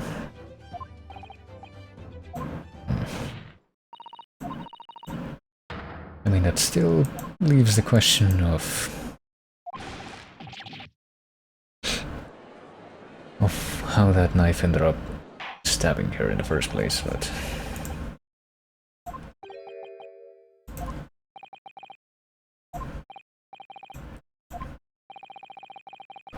I believe you are the best place here to confirm or deny the veracity of the defense counsel's argument. He will tell the court the truth about the details reported in this newspaper. Well, I mean, he told us when we were examining stuff that he wasn't even aware of it. I'm afraid I don't know, yeah. Toxin was kept under lock and key in my laboratory, certainly, but I was unaware of any theft.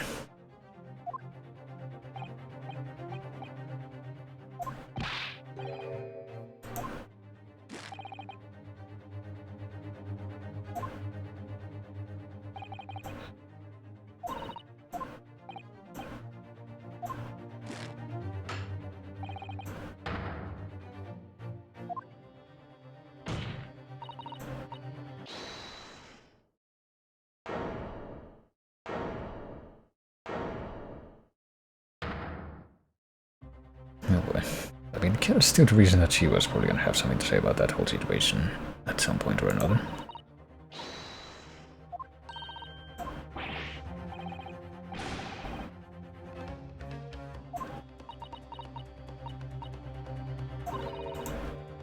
I was the one who noticed that the poison we were developing had been stolen that day. And she admitting that she was the one who told that to the newspaper. It was the day that the professor and Soseki-san were interviewed together for the newspaper. That's when I noticed that some of the poison was missing. And instead of telling him, the whole project was supposed to be confidential, but some of the toxin had somehow been taken. But I tried to get it back before anyone else found out. I had a very good idea who the thief was.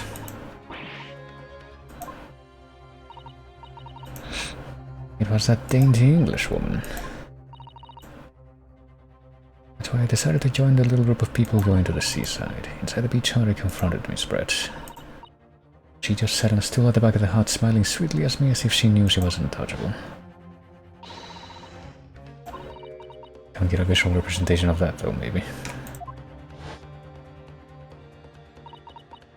And then suddenly got to her feet before falling to her knees in front of me and then collapsing on the floor. And she already had her knife in her back by that point, I guess. So yeah, she probably did kill herself. She probably killed, she probably pulled a end of Julius Caesar on herself or something.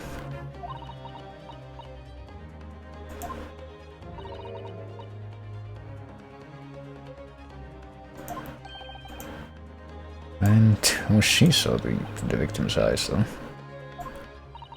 I guess for that one moment she wasn't wearing that shitty face mask that she had the entire time we saw her before. Maybe.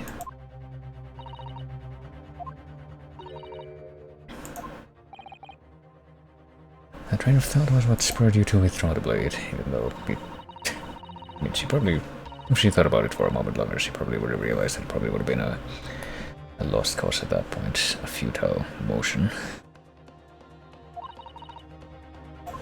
Or she could just deny it.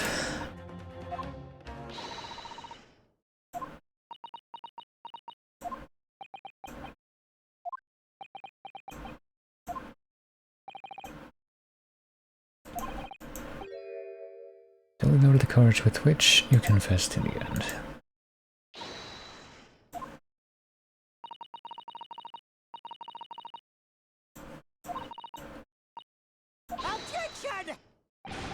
Feels like that doesn't make that much of a difference for our case now, though.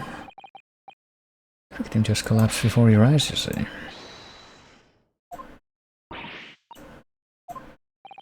I mean, yeah, I get the feeling that by the end of this we're gonna learn that there's no one that could have witnessed that because she did it herself. Objection!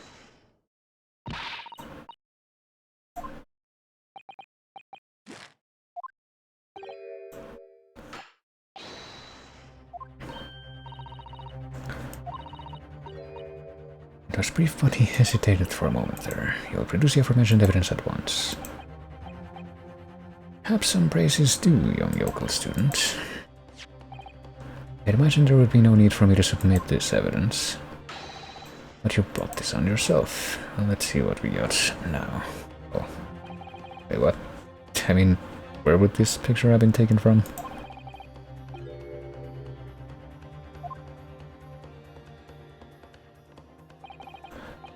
This evidence more than any other reveals the true extent of the accused murderer's nature.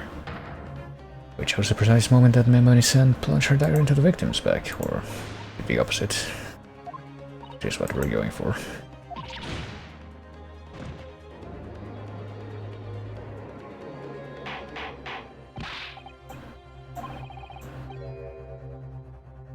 It you who was responsible for that shrill scream that just pierced my courtroom? Well,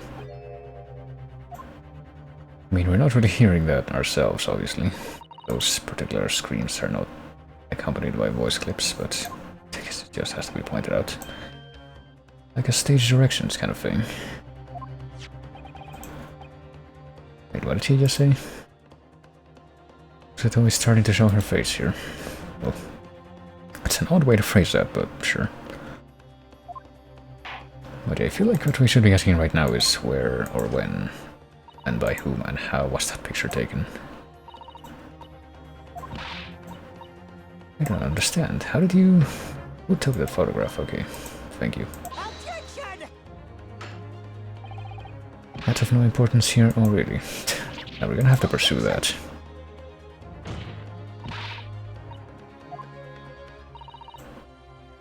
Whoever took this photographic print was a witness to Miss Brett's death, yeah.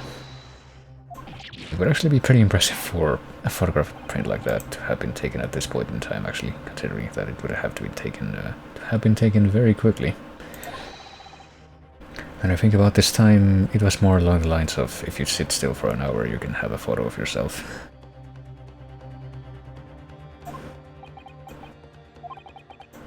Well, I'm afraid I can't do that. Oh boy. This print arrived at the Imperial Police Bureau headquarters by express post yesterday. But there was nothing to indicate the sender's name or address. So it could be a completely falsified thing. In full knowledge of the fact that this photograph has the murkiest of origins, you still presented it as evidence, yeah? You knew that it wasn't completely reliable evidence. And once again, I wouldn't be surprised if it turned out to be that the victim arranged somehow for that picture to be taken herself. The defendant has already admitted to pulling the blade from the wound, so... But we're assuming at that point that that's what's being depicted here.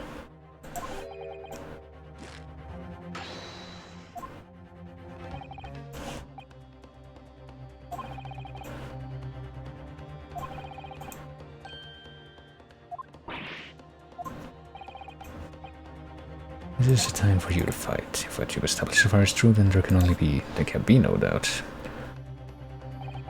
This photograph shows the moment that Ray withdrew the blade from the victim.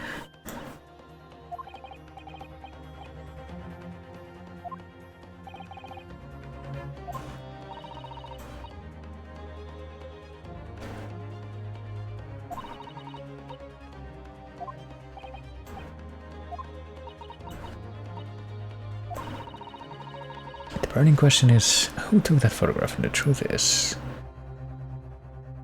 Do we have the answer? Hold on. Time for another paranoia save.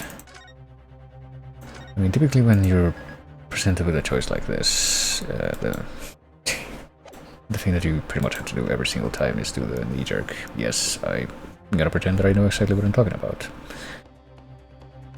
But it feels weird to do it in this scenario, but I guess we're gonna try it out.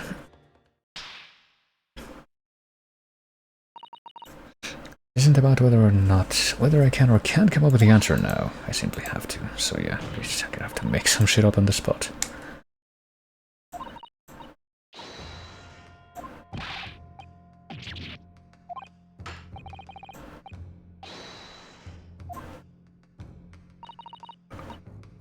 I'm unable to present a name.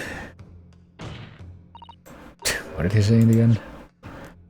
Do you really believe you could? Well... The event has a piece of evidence that reveals important details about the photographer's identity.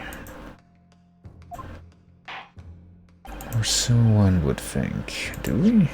I mean, I guess we're not gonna get anything new. Can we take a look at this more clearly? It's just gonna be the image itself, right? It has to be. Won't be able to, like, turn this around or anything.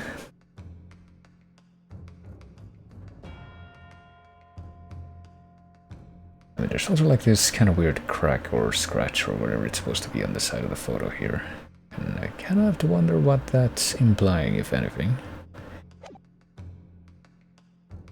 The photograph itself... I mean, what is the piece of evidence? I'm not quite sure that I get what's being implied there. Could it be the ink?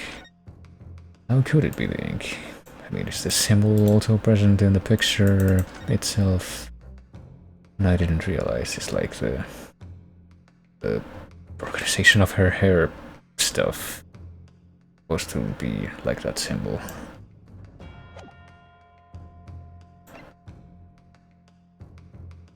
It can't be this, surely.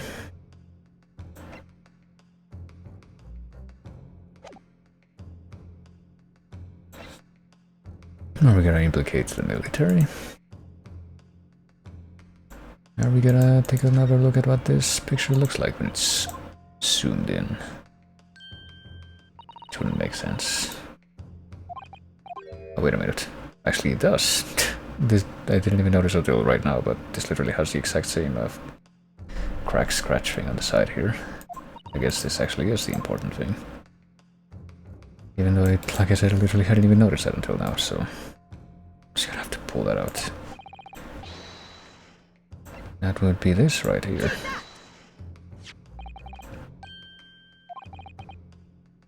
Raucous England returnees tell all. But it's not the headline that's relevant, it's the photograph. It's these bizarre markings on the side.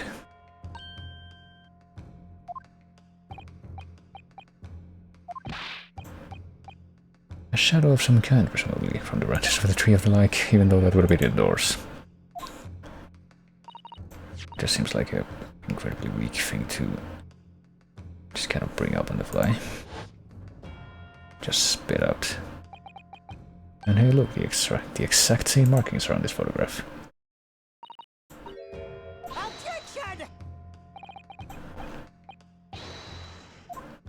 It's gonna be like a Spy Kids 2 moment where somebody debuts me with cracked glasses, but this time it's gonna be a cracked camera lens.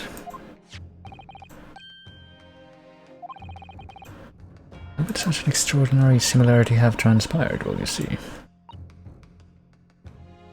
A camera defect or a technique? You could just say that a camera technique is a nice way of saying that. So it was somehow the exact same camera that took the two prints.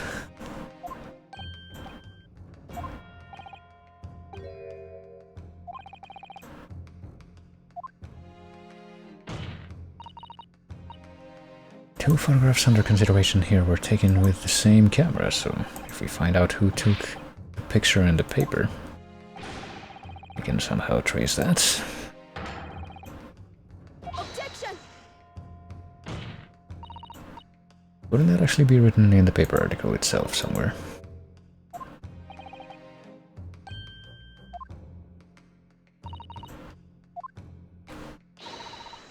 The author of that article is the mystery witness to this crime, and I get a feeling that it might also happen to be somebody that... Mini-Mimo? What was that? What about a pig thing? Apparently blurted out by Sasuke. Mini-Mimo. It's Mini-Mimo, I tell you. Okay, so whatever it is that he's talking about, he's gonna continue to talk about it. What was that? Did you say Mini-Memo? Reporter from the Shoyu News has been hounding me, following my every move. Is this gonna be another Eeny-Meeny-Miny writing Mini-Memo? No, never mind. It's not like Eeny-Miny in the second game, it's completely different pun. Right and Mini-Memo.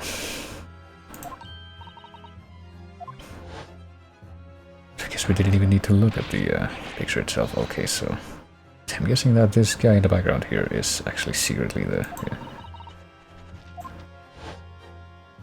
guy. So he did turn out to be more than just a background fixer. There I am, stuck in the middle with Right and Many Memo, and they had to also make a fucking pop music reference with that.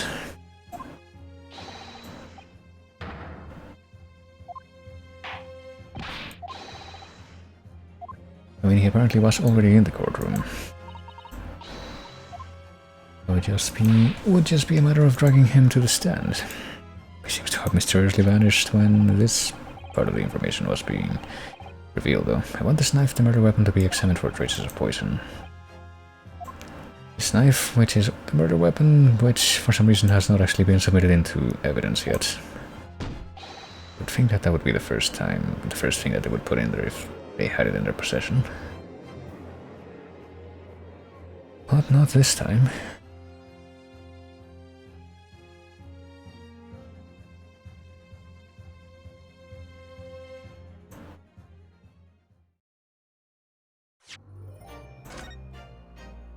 Okay. I think the little jingle that plays when you're prompted to save is even different between part 1 and part 2. Now back to the defendant lobby. While we wait for that to happen, I guess.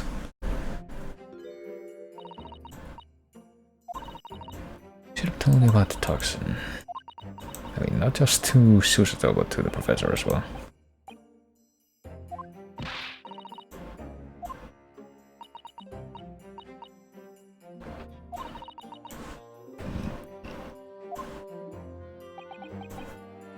I mean, her failure to what? To keep that under surveillance?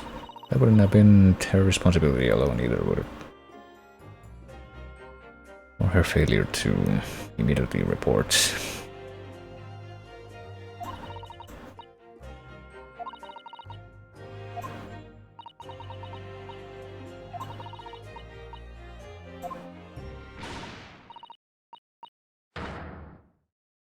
Well, she did do that multiple times with the protagonist of the previous game. Drag me through the city streets.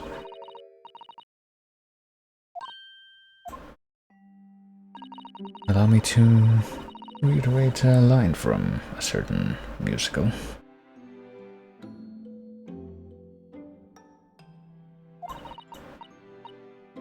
There was just a brief moment when in my mind I doubted you, but I guess my dad said something at that time.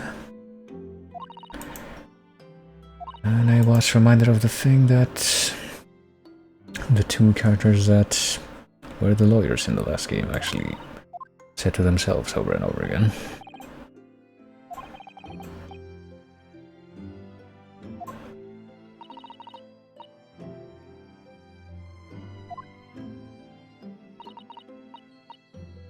Sorry.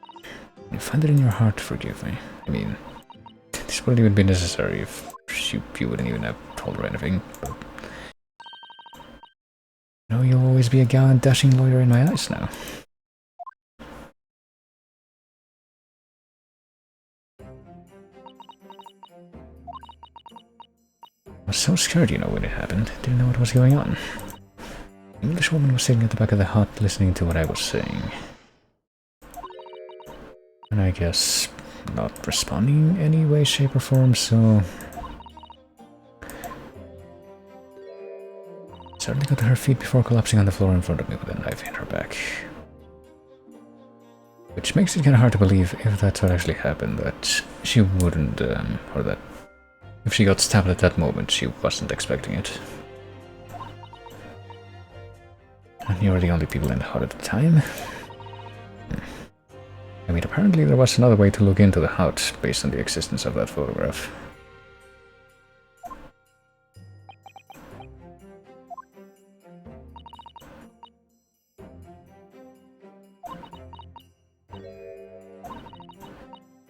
However it happened and whatever really went on by the sea that day, promise you that I'm gonna prove everything you said you saw is true, unless of course it turns out to have been some kind of mistake.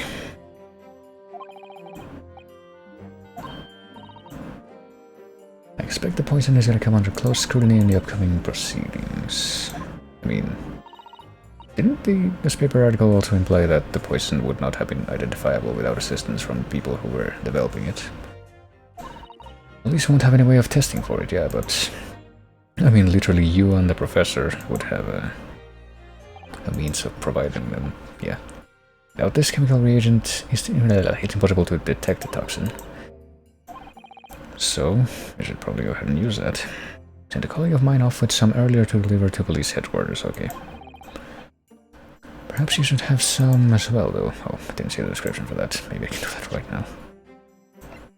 Special indicator solution for a new poison under development by my father's team. It's being created in strict secrecy and exists only in my father's laboratory. And yeah, they're like bizarre, secret, deadly poison being developed. Plot point reminds me of something that I'm still not convinced is actually going to be significant, but I'm going to look into this real quick because there's a couple of different dates I'm going to have to confirm in light of this. The Great Ace Attorney 2... Dying Good Insight on 2 came out in Japan in August 3rd, 2017. This came out between 27 April and 15 June 2018. Okay, never mind. I was gonna imply that this bears a bit of a striking resemblance to a certain other Japanese bizarre AU adaptation of Sherlock Holmes, but probably just a coincidence. Or maybe that was actually somehow taking inspiration from this, which I suppose is not beyond the realm of possibility. The label appears to be written in a foreign language that I don't know. Well, I don't know it either. It says Reims. Reims. It's German. Wait, is it German? That means that you say Reims. Literally or something. Couldn't you just have written medicine on it in Japanese, and we'd all be able to read it? Japanese is the international language of medicine, my dear. I guess that would be the implication, so... Can certainly see the merit in labeling the bottle in Japanese. Though I'm not sure medicine would be entirely appropriate. I mean, yeah, I guess it wouldn't be medicine, it would be luminol, if anything. Or just specific... Not luminol, because that would be for blood. It would be like a... some poison indicator for one particular chemical. And that might also be like if it is, it would be, I think, the second allusion to studying Scarlet that's been made of this series so far, because the first one would have been the word in a foreign language written on the floor by, I guess, a forged piece of evidence in the second case of part 1. But in A Study in Scarlet, that word was German. I feel like that might be a little bit of a reach, though, at least. Deadly poison stolen from Yume Medical Research Laboratory. Wondering how the information got out given that it was a government secret. That's all the Englishwoman's doing, or so she seems to think. The so-called English lady swanned in and without any compunction said to Professor Mikotoba, "Surely your guest would love to hear about your work in that substance there." I'm not implicating myself at all by saying that. But Soseki-san's curiosity had been piqued, so I had little choice but to give him a cursory introduction. I mean, she also would have known about the poison before that conversation even took place. The reporter who was writing up the story about us would have caught a glimpse of the toxin too. And he probably would have been liable to, like, tell whoever, I would say. Did that reporter join you all when you went to the beach? Okay, so she didn't see him. And neither did he. A known criminal had been given permission by the authorities to bathe by the seaside, yeah. Inviting a reporter might be problematic, so the man was sent back to his office. Yet he obviously didn't go back, if this photograph exists. And then, presumably, he posted it anonymously to the police. With no ulterior motives whatsoever.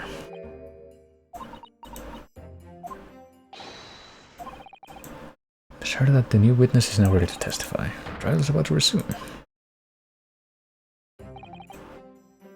Time to steal ourselves once again. Defense attorney Ryutaru Naruhodo. Defense attorney totally real Neimu.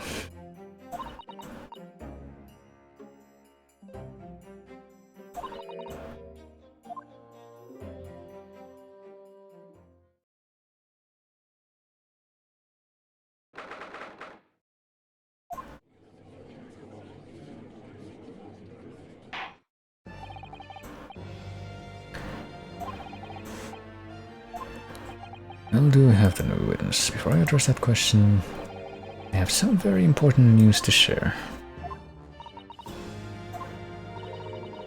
Why does he look so happy about it? Boy, during the recess with collaboration of Professor Mikotoba's laboratory at Yuma University, the police re-examined the knife that was used to end Miss Giselle Brett's life.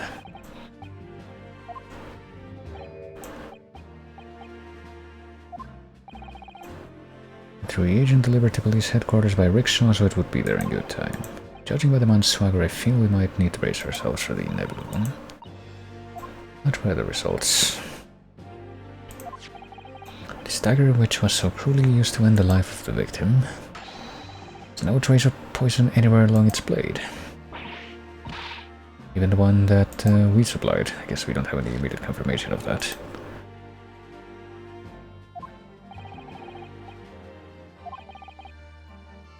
They couldn't have made a mistake like it. If that's the case, couldn't we just do it right here, right now? With our own supply of the reagent. The accused feeble excuse earlier has been utterly destroyed.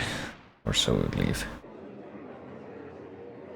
I mean, I would say it's still significant that the victim's body was found in the state that it was, as a response to that. But first, I guess we need to talk to a witness, who I guess right now would be the show-in for being the true culprit, but I'm still suspicious, and considering the possibility that it was like an engineered suicide.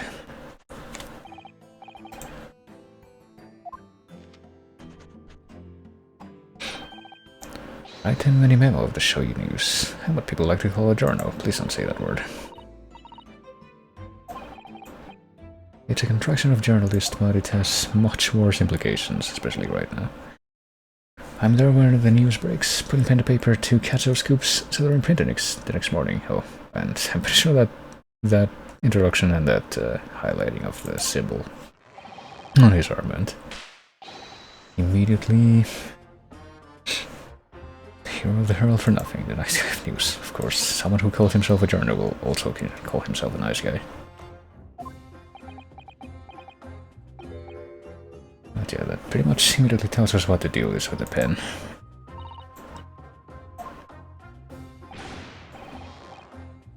Brace yourselves, people. Many memo senses a scoop in the offing. Female student up to foul play defended by curiously handsome young lawyer in Supreme Court. 72 point in a 5-leg format for the morning edition.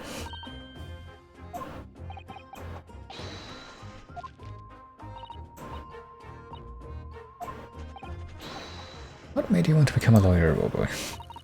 How long are we gonna be stringing this along? I wanted to reform our own country's legal system, I suppose. This bar would catch my dream for a while.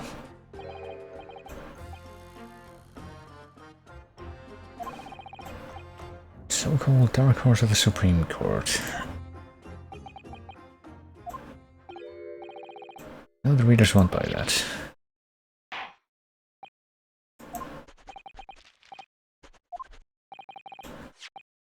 This court wants to know is whether or not you are responsible for the taking of this picture. I guess the immediate response to that is going to be indicative of something. I wouldn't be a journal if I didn't click quick when presented with a scoop like that now, would I? I mean, that doesn't answer the question.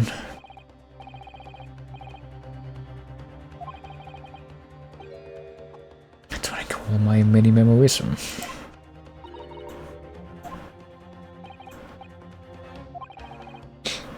I met that day when you were interviewing myself and Soseki-san.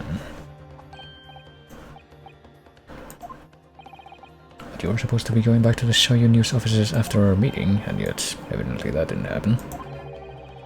The Englishwoman's words had piqued my journalistic interest.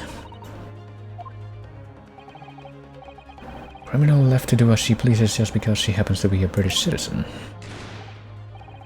It's horse dung. Well, I guess there is a different way that you could have phrased that to make it more biting. This country's judiciary is rotten to the core. The police are just imperial pawns. I mean, that's pretty much what we determined in the first trial in the first game. It's hardly that much of a surprise.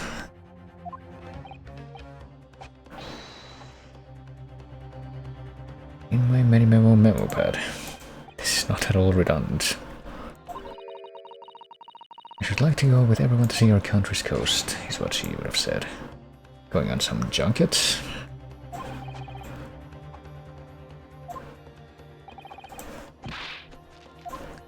And yet nobody actually saw you there. Which is kind of telling. You didn't indeed witness it firsthand.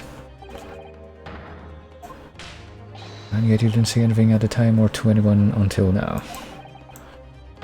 From start to finish through the viewfinder of my trusty camera, which I guess if you look at it long enough, will also have the crack in it.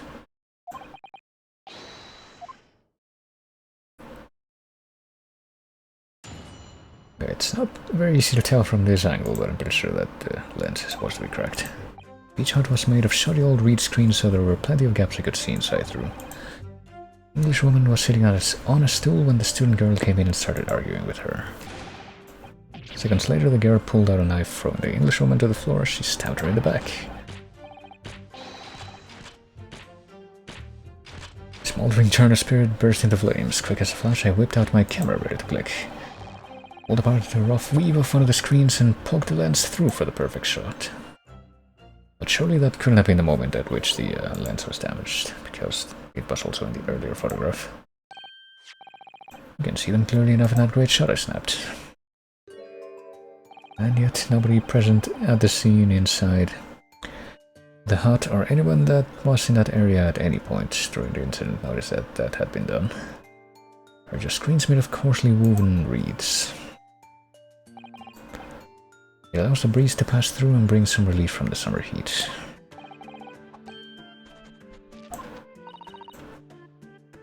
Ignoring for the time being the appalling invasion of privacy involved, did you witness everything that happened from the moment the defendant entered the hut? And you say that you took the photograph through a gap in one of the screens.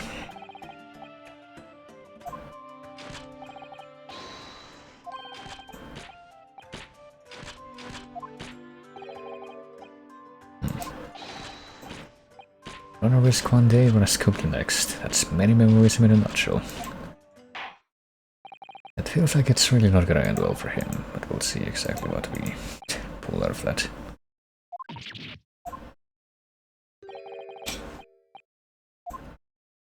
I mean, he didn't say himself, did he, that he saw the defendant actually stabbing the victim? If he did, then I guess I must have blinked. All the makings of an exceptional story for the reporter. Why then was the story never published? I mean, how long ago was this? Wasn't it just like a few days ago? Seems clear to me that there are circumstances at play here that are yet to be understood. But I guess they could just publish whatever immediately, within hours of having witnessed something or having photographed something, but still.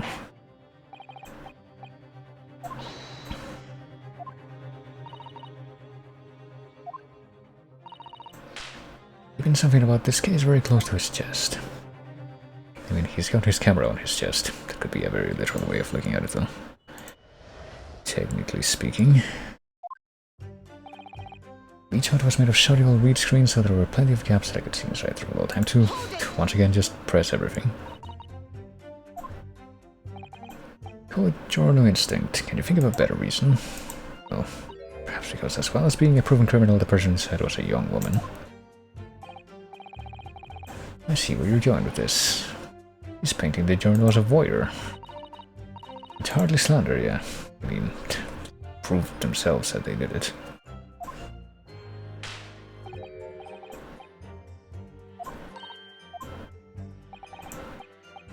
my mind, all that was inside that hut was a scoop. Nothing more, nothing less.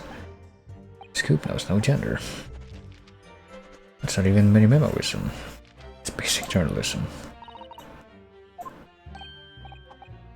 If that's all buttoned up, can we move on?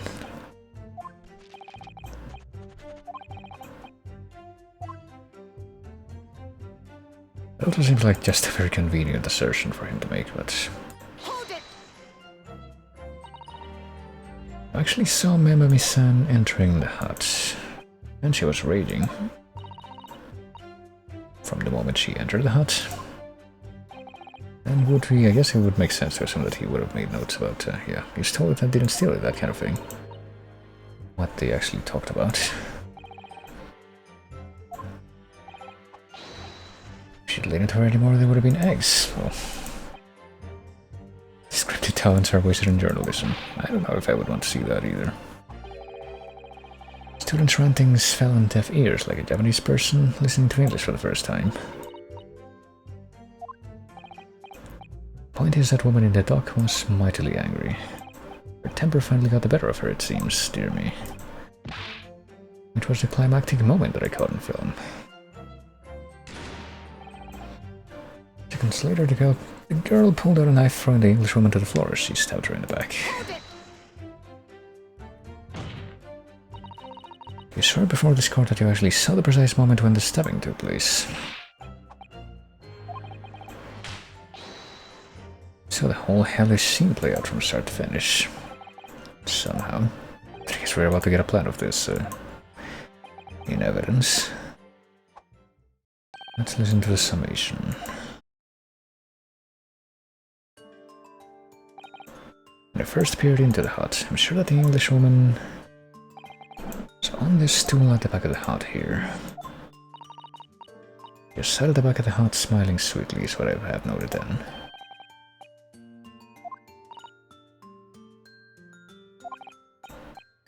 And the next moment, as I was watching, evil student girl entered the hut. The pair of them ended up in the middle of the hut, arguing furiously, even though the defendant said that the victim had just sat on the stool the whole time, I think, until she collapsed. The Englishwoman went for the student, but the girl dodged out of the way. And in a flash, plunged a knife into her adversary's back as the two passed each other. This is completely out of line with everything we've heard so far, though.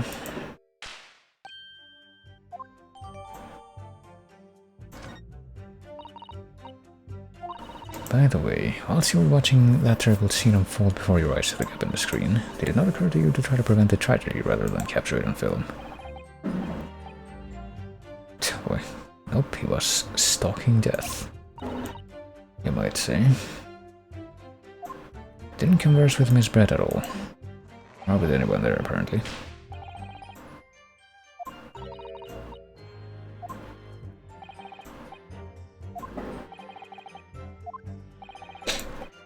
Witness's last expertly phrased statement should perhaps be added to his formal testimony, so... what are we gonna end up doing with that?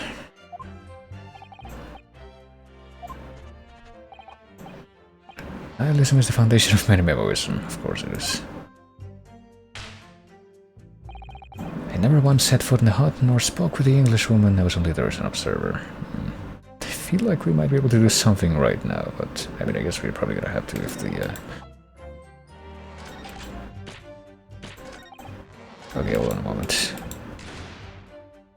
I think this is the statement that we just listened to, which means that we will have listened to the press from this one and the following one. Might as well start there. Why then did you choose to post the photograph anonymously to the police? Why, indeed. I don't understand a word that's coming out of your mouth, except, yeah. Instead of using it for a story, why did it end up in the prosecution's hands?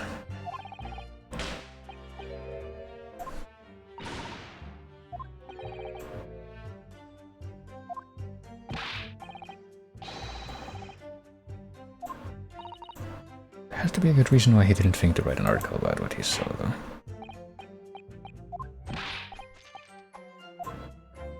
Well, let's Let's get the details on this last one and then try something probably.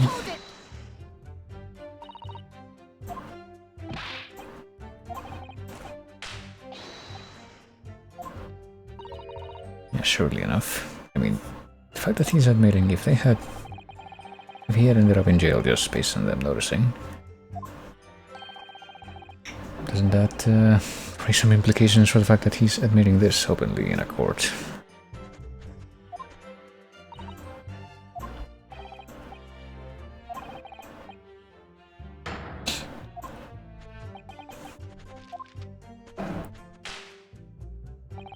So let's see. It's only there as an observer, so he says that he never went in the hut. What happens if we throw a bit of an implication his way right about now? Well, the only thing that we can throw his way, I guess, we can look at the beach hut plan, which we haven't looked at before, but it's just this sketch by itself. We can look at the knife, which we haven't examined yet. Wow, there it is. But it's never a pretty sight, is it?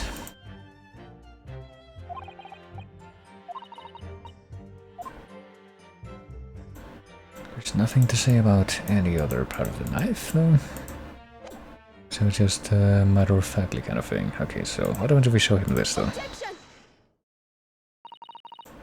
Time to just immediately raise some implications with no dialogue build-up.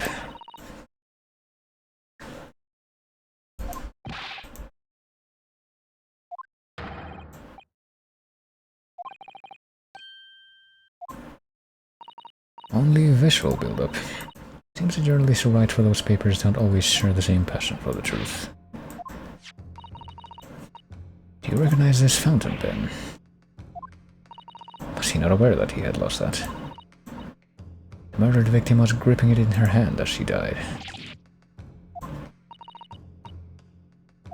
The author's initials are engraved there.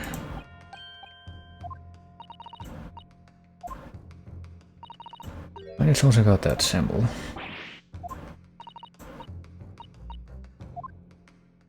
I mean, I still would question why those would be written with English characters. If it's supposed to be a Japanese person's item and a Japanese person's name, who says that he apparently can't understand English very well himself. One of the central tenets of minimalism is being a pencil user. And yet, yeah, he's got an ink smear. I guess only just now was linked to anything.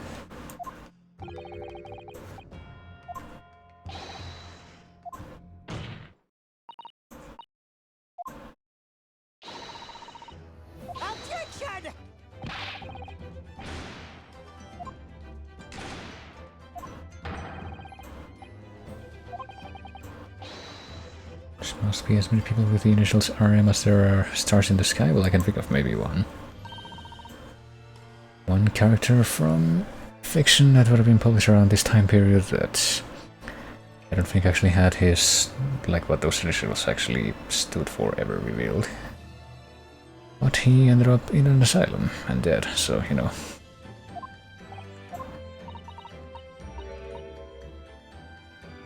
There's no need anyway, because this pen has more to tell. Oh yeah, I guess we didn't actually bring up the symbol quite yet. Guess we're just gonna have to do it now.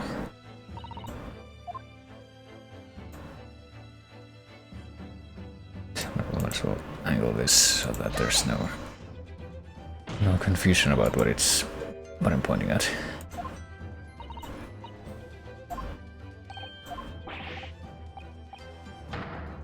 It's the emblem of the Shoyu News.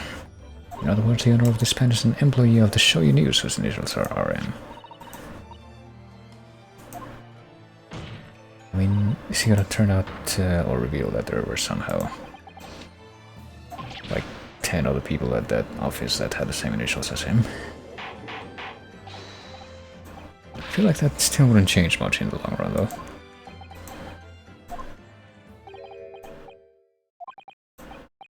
So, this is how the mighty Supreme Court works, is it? Using coercive tactics to have well-meaning citizens reveal harmless secrets.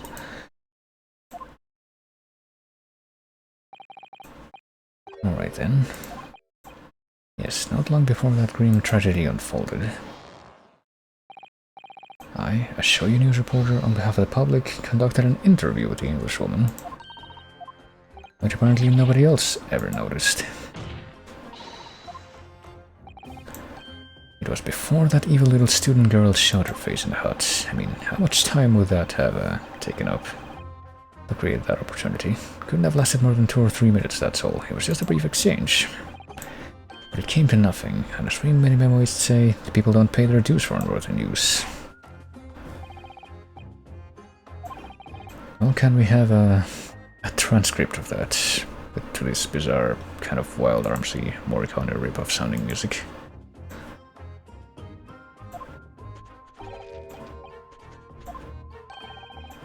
On one condition. In all good conscience, I couldn't speak out alone about this. I need to call back the earlier witness, Soseki Natsume-san.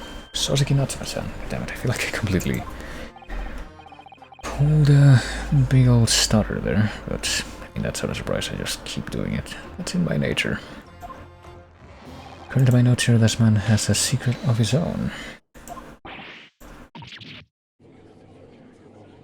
So is he gonna be the next implicated person here, somehow? One man's secret is every other man's front page story.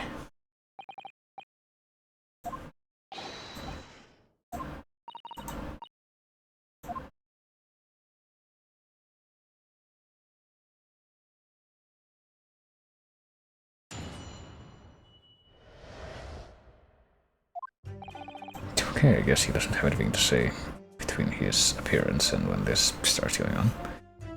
I asked the Englishwoman for an interview, but she declined, so I left the hut without making a fuss. Then, watching secretly from outside, I saw the woman being stabbed and the other witnesses come running. The detective realized that the victim still had a pulse, so he ran off to fetch help. That's when this writer man here asked the woman a very significant question. But he didn't say anything about that in his testimony, which is why many memoism demands that I reveal it now. Well, I guess we're not gonna hear the details from that until we press him, though. Or, unless he decides to just say it right now. The victim regained consciousness. We decided to ask her a question. And it just didn't come up before for whatever reason. The woman gave him a very definitive answer. An answer that incriminates the accused. Yeah, we better hear this for ourselves.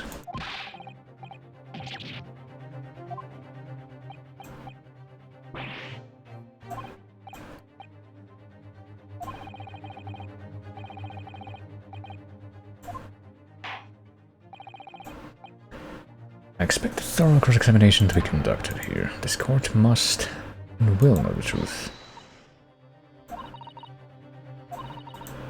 What on earth could have happened in that hut?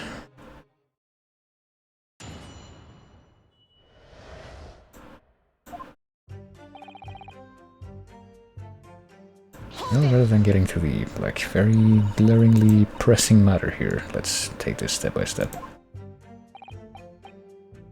I wanted to ask her about the incident she was involved in at the end of last year, in which Dr. John H. Wilson lost his life. Well, why did you murder Dr. Wilson, is how I put it to her.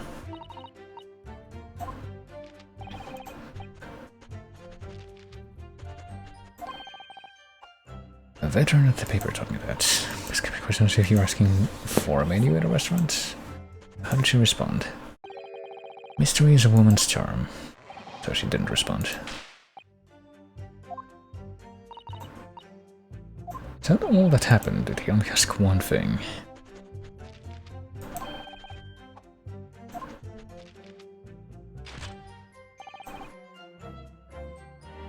Hold it.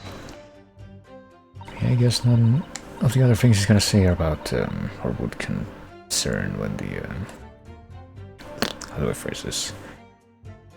When he was still inside the hut with her. That moment has passed.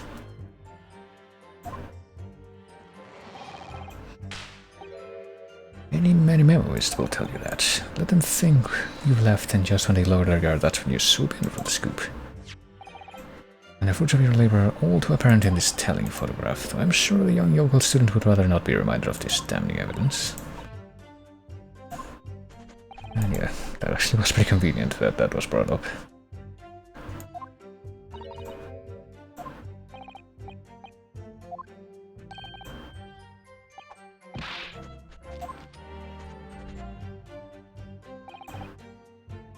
You ran off to fetch help, so at that point the victim would have still been alive. Rosaki-san remained in the hut.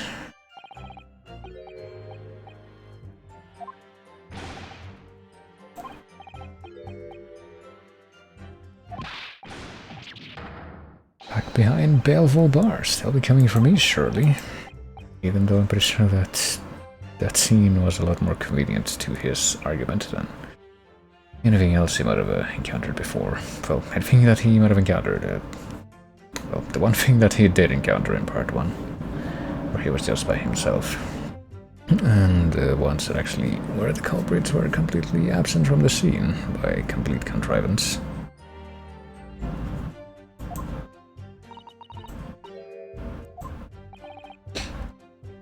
The world seemed to close in around me. I quietly recited a prayer to Amida Buddha. Eternal emptiness, empty eternity. The end is coming for me, surely. Is that a prayer? No sutras are to resound in my courtroom, please. I wonder what the problem with that would be, though. What about this question? Can we hear the question now? You should rather hear that from the horse's mouth, I think.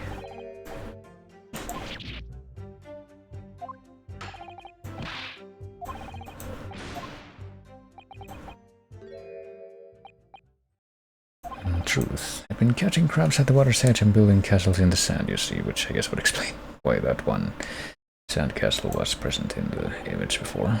The seaside is a place to be at leisure, I suppose, even for a grown man. But then all of a sudden, from that little beach hut, a young girl's panic-stricken cries for help pierced the air. I went up to the beach to see what was happening, to find the defendant leaning over the collapsed victim.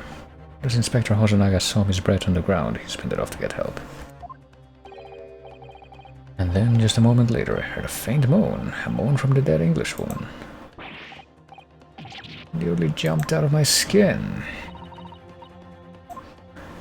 But yeah, we have yet to get to the question. Who did this to you? Oh boy.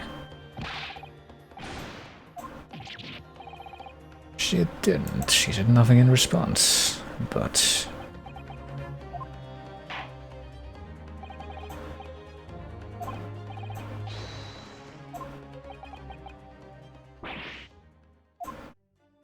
so she said nothing in response, even though the other guy implied that that was incriminatory too. Yeah, I guess we could have gotten to that. Now let's see what we get out of that with some additional presses. You try to find out who the culprit was. He who asks a question is a fool for a minute, but he who does not remains a fool forever. Having been labeled a criminal twice during my time in Great Britain, I was quick to make up my mind. Better to be a fool for a minute than remain a fool in prison forever. And yet the victim failed to respond. You know why the Englishwoman said nothing? She was ignoring me. Oh boy.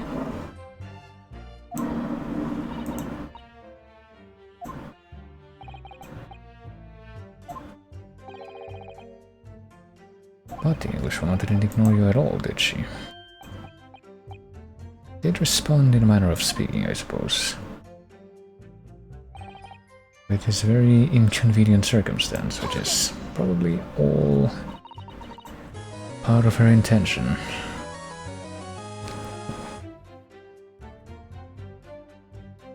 Oh, hey, Redbear. Welcome in, and thank you for the resub. For 39 months. That is a long time. It's something that I feel I say a lot these days, but doesn't make it any less true. God, and yeah, I haven't really changed the sub-GIF since I implemented that whole thing, have I? It felt appropriate. It felt like that paired with the little fanfare from Castlevania the Adventure that I use. Not even Castlevania the Adventure, like that fanfare is originally from Castlevania the Adventure, but that specific version is the version of it that gets reprised in Harmony of Dissonance, I think. Dissonance. But yeah, thank you much for that resub, and enjoy your Bob, enjoy your... I would say sub badge, but I still haven't been way too lazy to even make sub badges, even though I have that option for quite a long time. I'll enjoy your founder's badge, even though you pretty much had that before already, and whatever alteration that may imply for the Twitch ads, even though I'm not even too sure myself exactly what that would be, but you know what else is new. I feel like that's something that even if I bother to learn, they would just end up changing it, just because that'd be Twitch just being Twitch, but hey. All that is very much a given, but yeah, thanks very much. To summarize the whole thing. Back to this incriminatory testimony. When we first enter the beach hut, the Englishwoman was sprawled on the floor before us with the student girl standing on the far side of her, and when I asked, "Who did this to you?" the Englishwoman summoned her last ounce of strength to point a trembling finger at the back of the hut. Oh. I mean, if that was pointed at the back of the hut, and she didn't actually see who she was pointing at, wouldn't that also have implicated the guy that was hiding back there? That's what I would say. I feel like whether or not the victim was pointing in that direction needs to be clarified. Why on earth did you neglect to mention this in your original testimony? That is a good question. Fiddlesticks, I say. Boy. The Englishwoman did point her finger towards the back of the hut, but I was trembling and she was trembling and everything was a blur. Thinking about it, I feel as though perhaps she was pointing in a slightly different direction, yeah. That does feel like that's where this is going. Not slightly, in a very different direction to where the student girl was standing. Somewhere at the back of the hut where nobody was standing at all. So maybe there's was actually, like, this guy didn't actually get out of the hut before he took that picture or something. Maybe he was somehow still in there. Which would be kind of hard to prove, but that seems like that might be what's being implied right now. Very, very unclear. Surely this proves the matter beyond all reasonable doubt. The woman may barely have been conscious, and yes, perhaps her finger wavered slightly, but there can be no doubt this was an attempt by the victim to confirm the identity of her assailant. Well, yeah, but the matter at hand right now is what exactly, or who exactly did that refer to?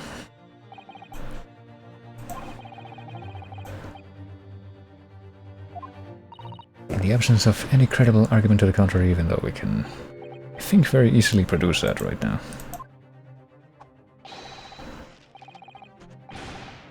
Added to point across the whole page. I'll do an extra edition.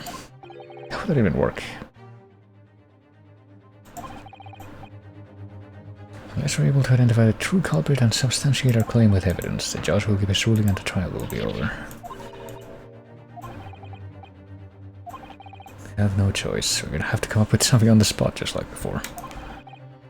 And just assume that it's all going to fall into place. They give us our account of how events unfolded in the defendant's antechamber before the trial resumed.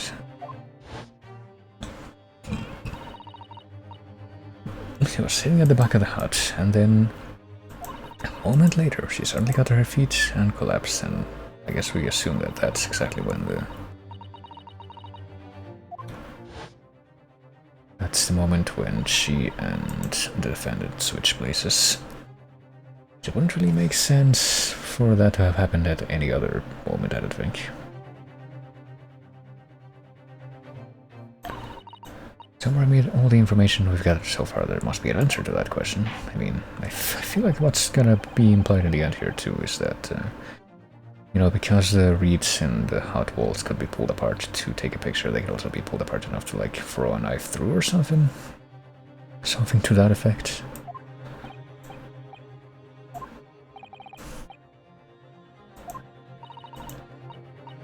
don't think we're ready for that. Well, let's pretend that I know how. Even though that's all very much a biding for time tactic, at least initially.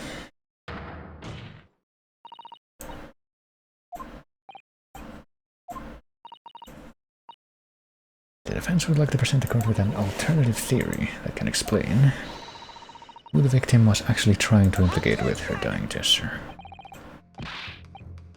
Objection! There was someone else present at the scene who could have committed this crime. Or so we believe. And the victim, Miss Brett, tried to reveal who it was to those around her at the time by mustering all her remaining strength and pointing a trembling finger in the killer's direction. And yeah, like we keep saying, there's pretty much only one other possibility there.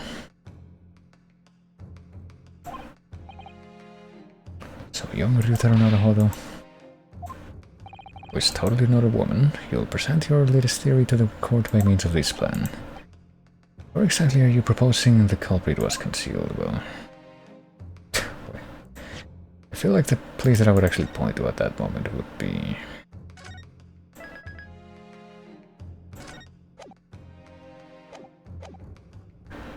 the part that's a little bit hard to point to at this point, which would be up here, but I get the feeling that might not be the case. Where exactly was you proposing... Are you proposing the culprit was concealed? Well, they could have been in the weird stand for the clothes that was in the corner there, but it could also be down here. Let's take a look at the evidence real quick, because the culprit would have been in a position from which a culprit could have taken this picture, so that would have been with the entrance to the hut on the left side, it's implied.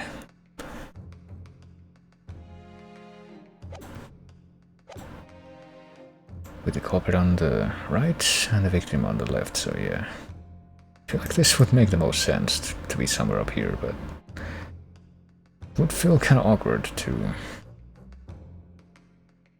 put it here, but I guess I'm gonna try it at least once. Let's just see what happens. The true culprit was in this area here, unless of course...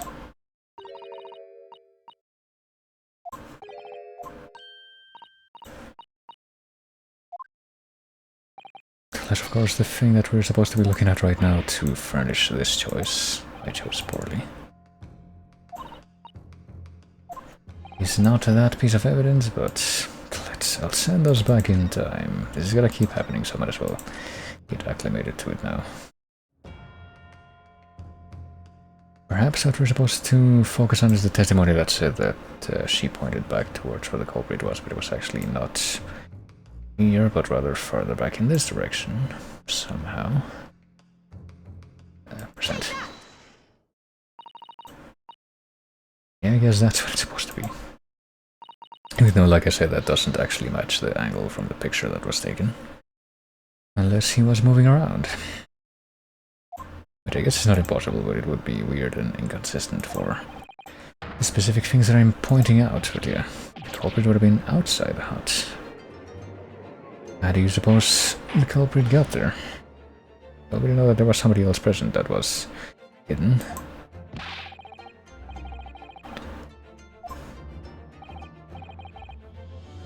I just pointed out the exact spot where I was hiding to get my scoop snap.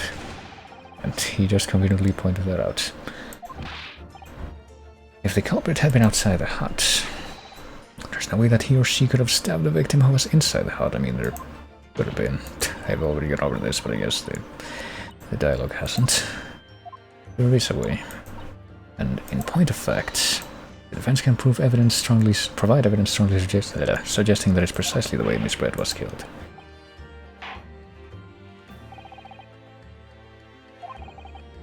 You'll need to give us more guidance, Counsel. What piece of evidence corroborates your theory that the victim was stabbed from outside the hut? Well, I guess that would be the picture that was secretly taken, because that shows how the walls of the hut can be pulled apart. Let's try that one first and see what happens. Well, I presented it now, but I haven't the first idea why I chose this piece of evidence. I mean, I already said myself why that evidence makes sense.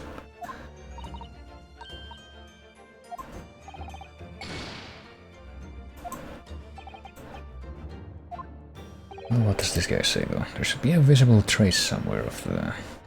Of the what? The knife was thrust into Miss Brett's back from outside the hut.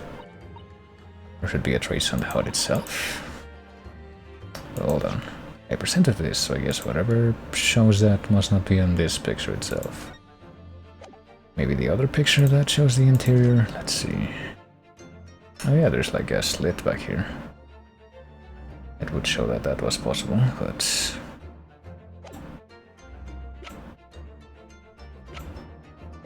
That's the only other option. So with that in mind, I'll send us back in time.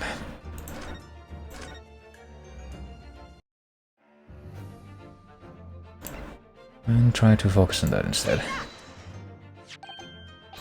Yep, here we go. It's clearly visible in this print. The trace of the fatal thrust that was delivered from outside the beach hut. Maybe we'll have to point that out specifically now, though. Not sure that everyone present would agree, but someone at least appears to have noticed what it is that I'm referring to.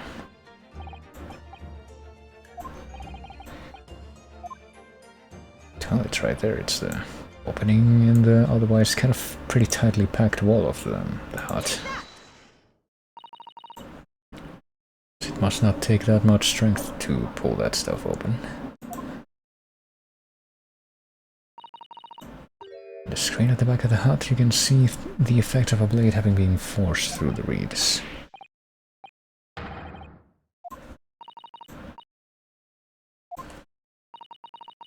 By parting the reeds, a knife blade could easily penetrate them. I mean, are we saying that the blade itself was used to pull apart the reeds, or that the pulling apart was done before the knife was introduced? I'm not too sure about that right now, but probably won't matter anyway. There's only one person who could have done that. Only one person who was directly outside the hut when Miss Brett was killed. Right in many memos, then. Not this mystery suspect that he's made allusions to, but only to confirm that no such thing existed. The victim lies almost exactly in the center of the beach hut, does it not? We assume that the assailant was a knife thrower. Well, I mean, she was sitting in the back before, we know that. We've heard, I'm pretty sure several accounts as to that right now.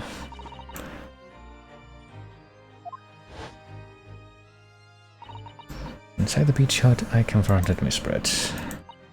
She just sat on a stool at the back of the hut, smiling sweetly at me as if she knew she was untouchable.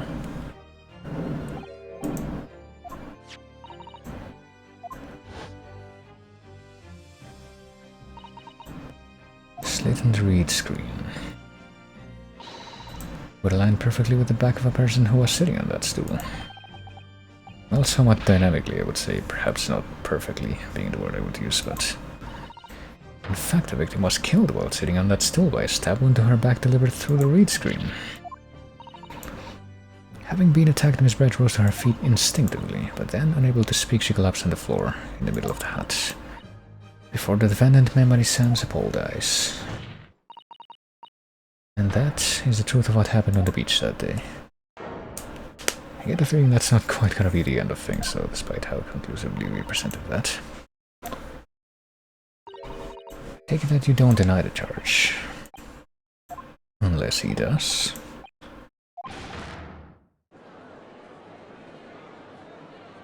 Now, this seems a little too straightforward right now. It would appear that we have a tacit admission of guilt from the witness, or do we? This court has successfully established the truth of this matter, which means that the defendant, Memami-san, is innocent of the crime.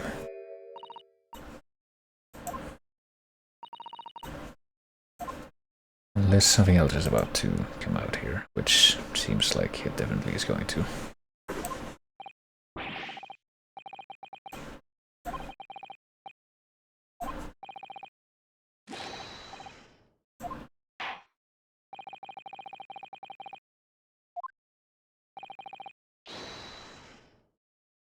Nope.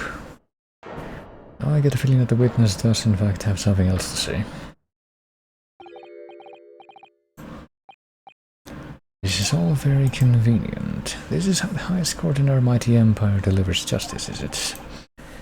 Suppressing well-meaning citizens' freedom to speak and branding them as criminals. We've established that the victim was stabbed from outside the hut through the reed screen walls.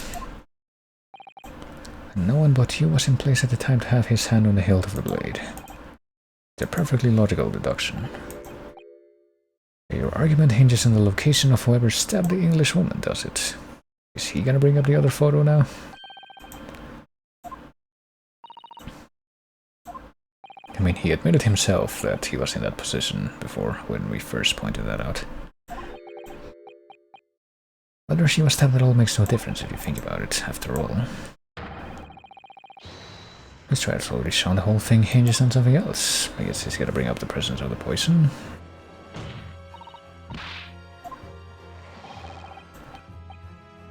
I'm talking about the fact that everything's changed. Because of the dirt you dug up. I mean, yeah, he's probably gonna bring up that there was no traces of poison on the knife. Yeah. Which I guess implies that the poison must have gotten inside the victim's body some other way. You understand that a deadly poison you were developing was stolen from your laboratory, correct? And it's been shown that this poison was administered to the victim Miss Brett, is that right? Well, pretty much the only real indication that we have of that right now is the signs on the corpse itself. But not on the knife. Is it possible? Oh, is that what he just said? It means that the victim already had the poison in her body before she was stabbed.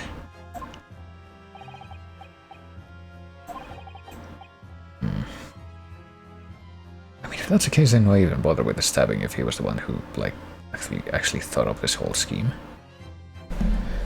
If she had been dead already, the poison could not have circulated in her blood.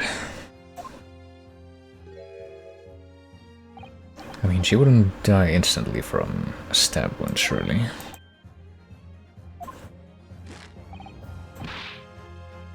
It matters not a jot who stabbed whom in whose back and with whose blade. I mean, it kinda does. He just said why himself, because I guess he needed to be alive for the poison to actually work, but...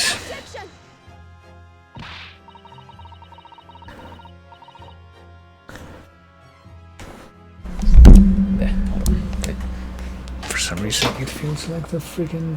That's fucking strange. The wire from my headphone just got tangled up in something that I don't think has ever gotten tangled up in before. That's... bizarre. But okay, that's been dealt with now. It might impact on the blade being ruled as cause of death. I mean, that's what that's what the initial presentation of the case was. We had to bring up the poison ourselves, but now it's just been going back and forth. During these very proceedings, the laboratory of the professor at your side assisted in proving that there was no poison. Yeah, there was no poison on the blade, but maybe we're gonna find poison if we test something else. I get the feeling.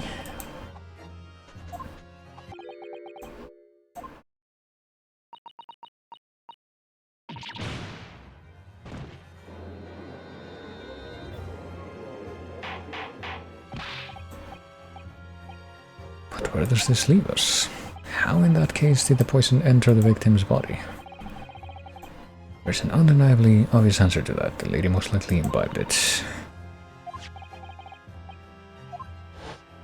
Oh yeah, there was that whole, wine setup. A bottle of carbonated water and a glass had been knocked into the sand. Yeah, carbonated water that left a dark stain on the sand. It's just, all sody pop.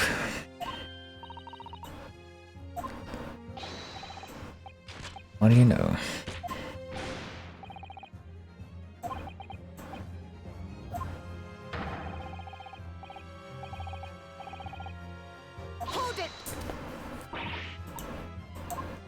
What is he talking about right now? When was that established?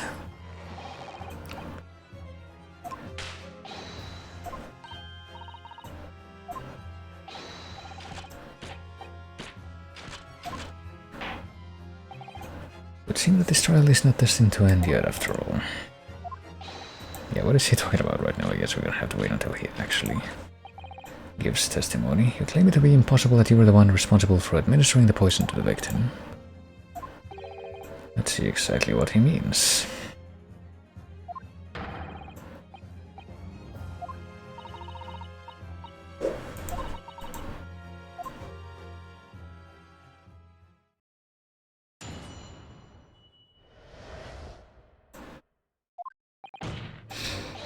I stabbed the Englishwoman, and it's that very fact that proves I'm innocent. Because why would I have bothered to stab the woman if I already poisoned her? Well, it's probably all to do with some kind of misdirection, but I heard the student girl and that pompous English murderer arguing. It got my goat. The Kurds weren't going to punish Brett for what she did, someone else would have to see justice then. I mean, isn't he just implicating himself with that statement? Everything happened as I described. You were the one who stabbed Miss Brett in the back through the read screen, but... Okay, so... He's now admitting to having stabbed her with intent to kill, but he's doing this under the impression that it means that particular emotion was not the one that actually killed her.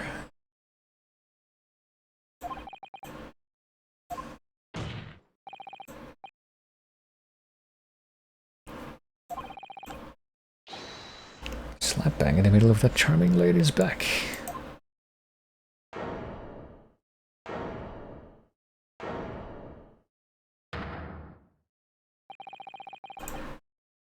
Someone who spent his life seeing that truth is told. Feel really, really awful about giving false information in my testimony before. But as it turns out, there was somebody else who had it in for the victim and got her before me.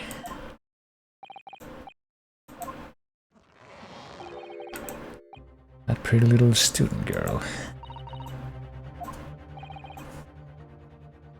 But kill her what someone else already did, lol. Attempted murder is still attempted murder, yeah. I get the feeling that there's even more to it than that still. It's not very clear exactly what just yet, but...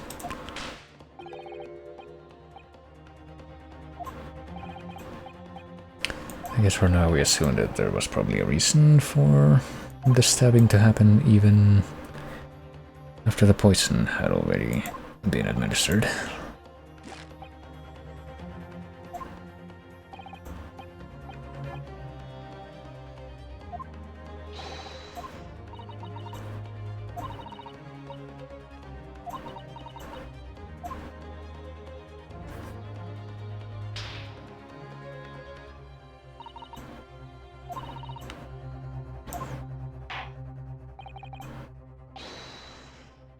Proceed with what I assume to be your final cross-examination in this trial. Well, it very well might be.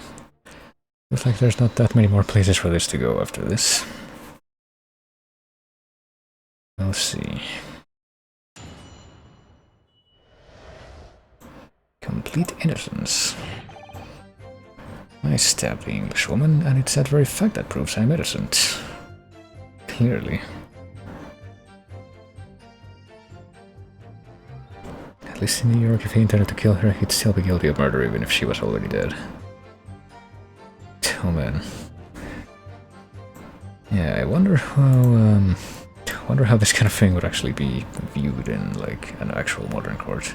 If this whole bizarre, elaborate setup could somehow actually be presented there.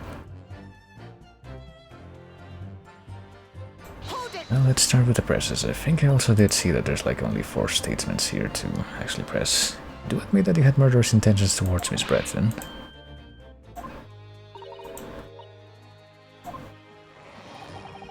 It was pure evil, a cold-blooded killer who'd committed murder right there on Empire soil. On our Empire soil. But did our good-for-nothing government do anything? Not a chance, so I had to step in. Fly the flag of justice. So yeah, very openly admitted intent to murder.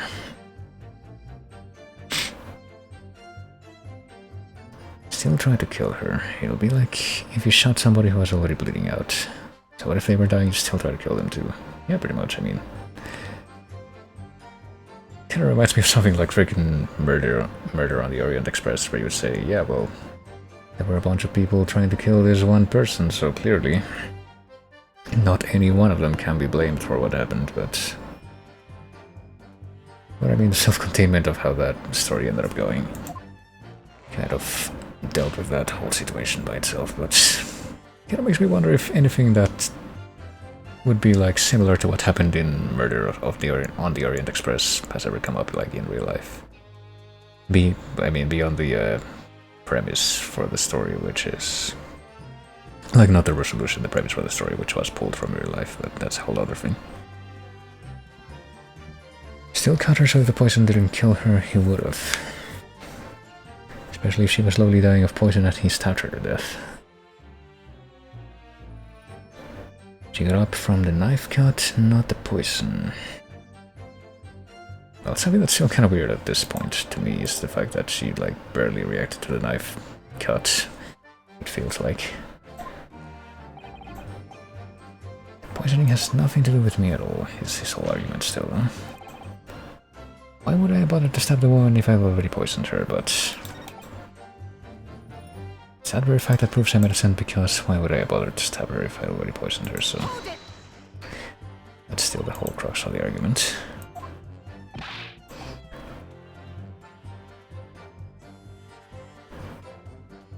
It'd be like putting a belt on your trousers when you were already wearing braces like these. Use to administer the poison, following which the witness stabbed the victim.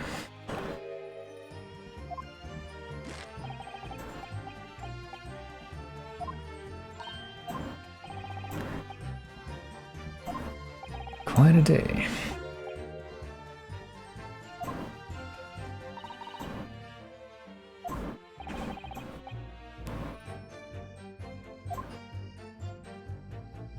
I'm just getting curious right now to see exactly what this is going to lead to.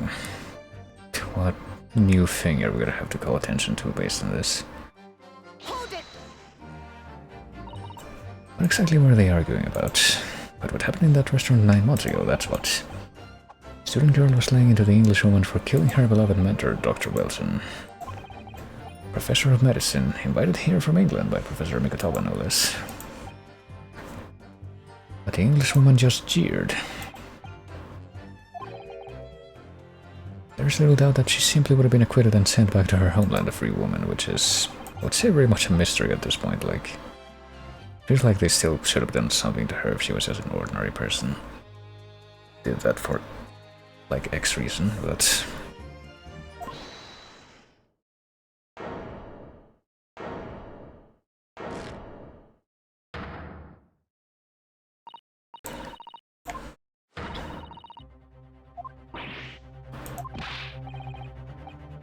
you can just blur it out whenever you feel like it, except apparently she can.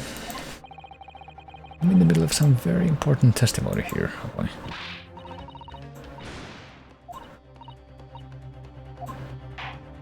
She straight up said Susato, but I guess that's also going to be ignored.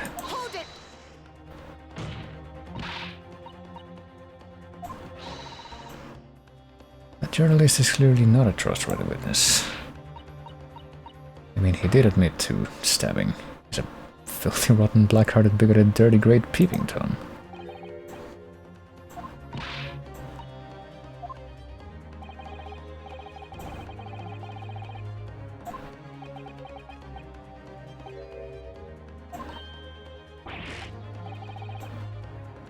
So now, it's likely to be the final cross-examination of these proceedings, yeah. I believe it would be ill-advised to stifle the defendant's obvious concerns, so, whilst recognizing that this contravenes regular protocol, hereby call upon the defendant to speak. Which, yeah, is not something that really happens that often. It's nothing to do with Dr. Wilson. We were discussing the stolen poison. Which I guess the stolen poison would have been something that only became a thing after Dr. Wilson's death.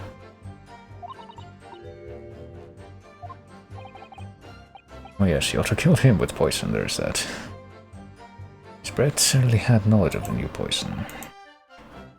Which is something that was perfectly fine by everyone involved, considering that he had already been found guilty of a murder before. But surely it would be no easy task to steal a highly secret toxin being developed for the government. Well, apparently it was just being developed in this one academic institute. All visitors to the laboratory are thoroughly searched when they leave.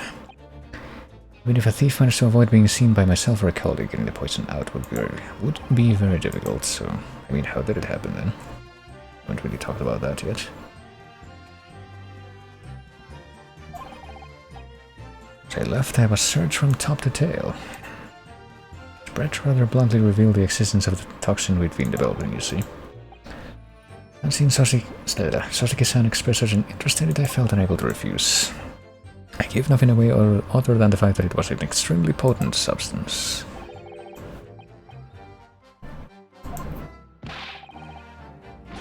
But look my old enemy in the eye, surely you can understand that. He's talking about poison, even though I don't think that the case that he was involved in part 1 involved poison. It just involved like unlikely placement of things.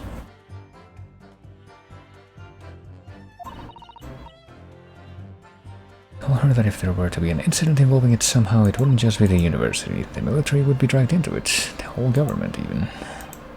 And how did she respond to your concern? Well, she curled those beautiful lips of hers and said she didn't know the first thing about it, in English, actually. One small question, too.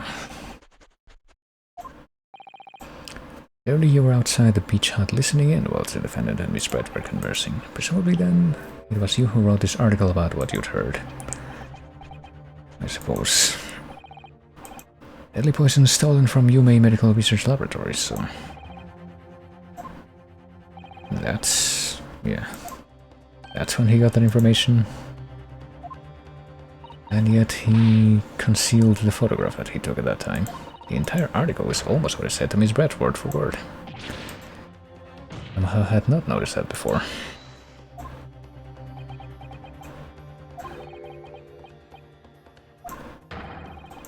To reveal my sources, well, I'm pretty sure that you do have to have at least some sources cited if you want any kind of credibility, but...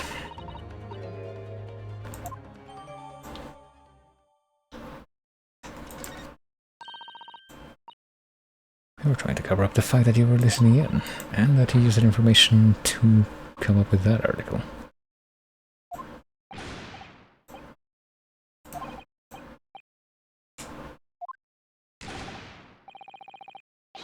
There's something I want to say, and I wanted to go on record. Okay, so that's a new statement in the testimony here. The point is, if you poisoned someone, there'd be no reason to then go and stab the person as well. Doesn't read like a new statement, though. Well, let's press this. We got an update to the evidence from the previous statement, but it's not really clear exactly what we have to do quite yet, I don't think. That's horse dung. That would be like pouring pepper on your Chinese ramen before you'd even tasted it. Completely reckless. I mean, do people do that? I am a bit of an impetuous pepper pourer, as it happens. Once the victim had taken the poison, she would have been only minutes away from death. And yet this man then proceeded to stab her in the back as well. Yeah, we haven't quite figured out the reason still. If it was a reporter who gave the poison to Miss Brett, then clearly he must have done it prior to Ray entering the hut, which would just make it even more questionable if he somehow did that himself. To have then stabbed her as well.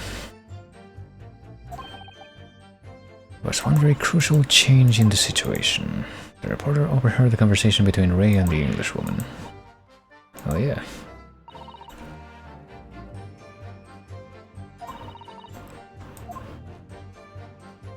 So are we supposed to like bring up the updated poison article to that last statement?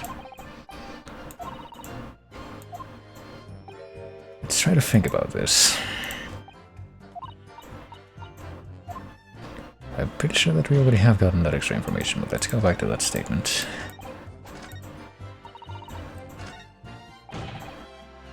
If it poisoned someone, there'd be no reason to go and stab the person as well.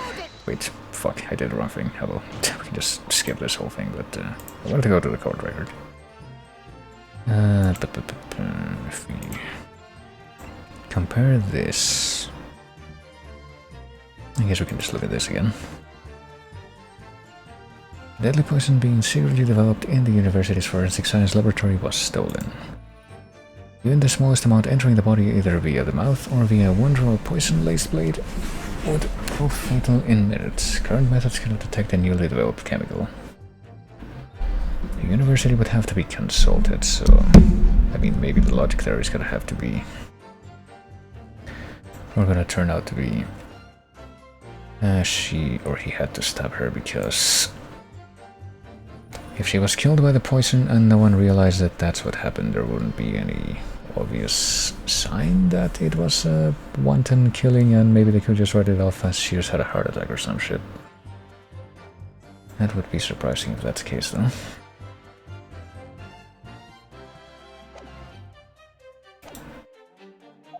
Well, let's skip this whole thing that we already listened to.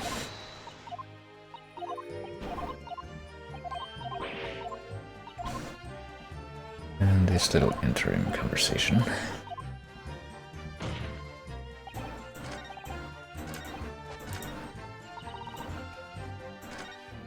And right here. Time to go ahead and do another quick little paranoia save. And... what happens if we present this now? If we pursue that, like, very faint kind of line of... line of logic. Is that what the solution is gonna be here? I can think of one reason. Before I explain it, I'd like you to confirm something for the court. Did you glean all the information for this newspaper article from what you overheard outside the hut? He hasn't even openly admitted to writing that himself yet. But that's what we believe. All we were told is that it was a terrible toxin. There is one more important fact to consider.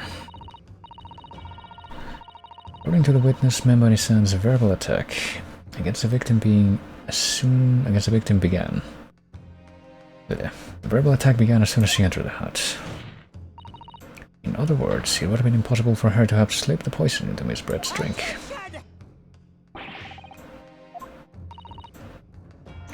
Membani-san has made it quite clear that he observed every single thing that happened in the beach hut. The defendant had somehow found an opportunity this man would have seen it. And yet he hasn't mentioned that yet either, I guess. Which means that Miss Brett couldn't have imbibed the poison whilst the defendant was present. In fact, it must have been administered to her before Membani-san entered the hut.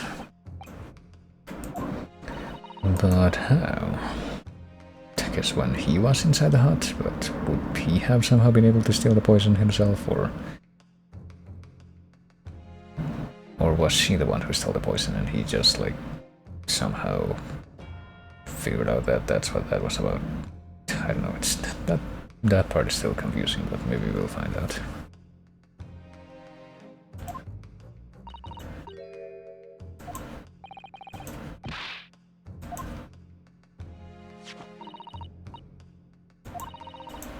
That's when he heard all this. It was being developed in strict secrecy. It couldn't be readily obtained, and it wouldn't be detected by regular tests. Anyone afflicted by the poison would exhibit telltale signs in death. I mean that's a telltale sign, but like a definitive test for the poison's presence like wasn't fully available. There are other poisons that show similar symptoms, but not among new substances that are undetectable. It would be clear that the victim's life had been ended by the use of this particular poison, which would reduce the number of suspects to only a handful of people. Oh, so that's what we're going with.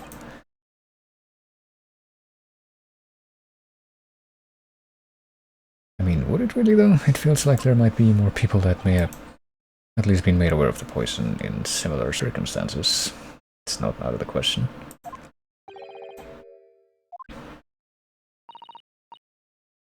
Can conclude that whoever administered this unique poison to the victim was a layperson, unaware of its telltale properties.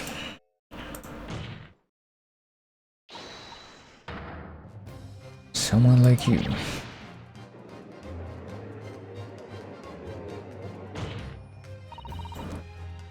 It was you who stole the poison from the laboratory that day, even though it's not even clear how I could have done that.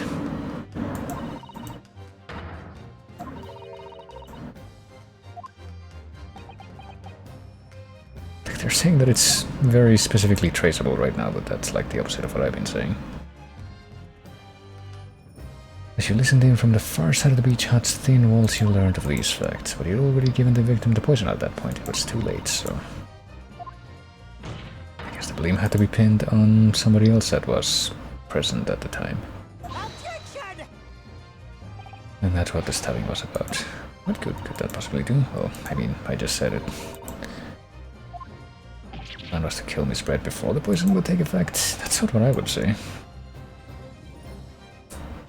Oh, or he was specifically wanting to avoid that symptom, which I guess he didn't even succeed in doing in the end.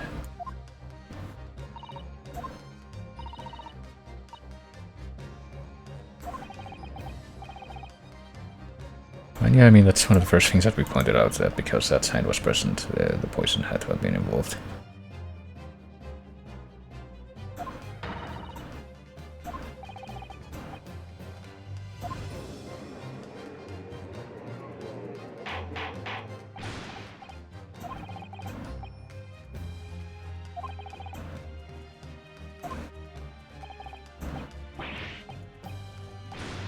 Objection!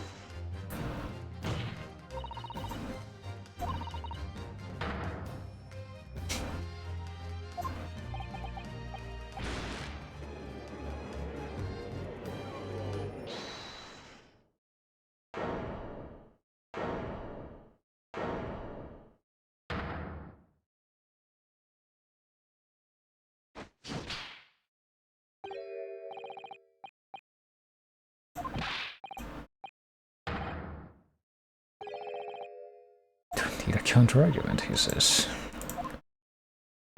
So what could he come up with next? It should be blatantly obvious. I stole the poison, you see. Gave it to the victim, you see. Stabbed her, you see. Lots of fine theories. I don't need a counter-argument because you don't have an argument yourself.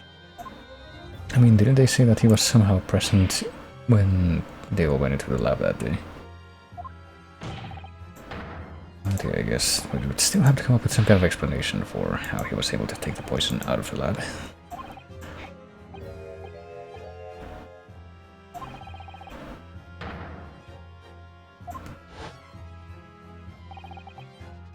It would be no easy task to steal a highly secret toxin being devil for the government, yeah.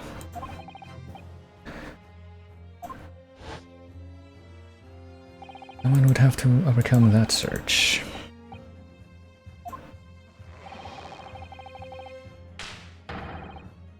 Unless... yeah, I get the feeling that... yeah. There is one aspect of one of the pieces of evidence that we haven't, like, fully explored so far. And I get the feeling that that's what it's gonna come back to now. There is one thing that he carries around with him, but that he lost at the scene of the crime that could have held the poison. And that's probably what he also used to take it out of the lab.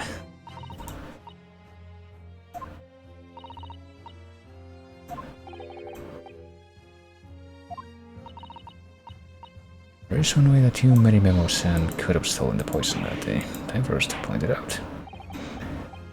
We're actually getting to that quite quickly. So I don't really have anything else to build that up, so let's just go straight for it. Take that!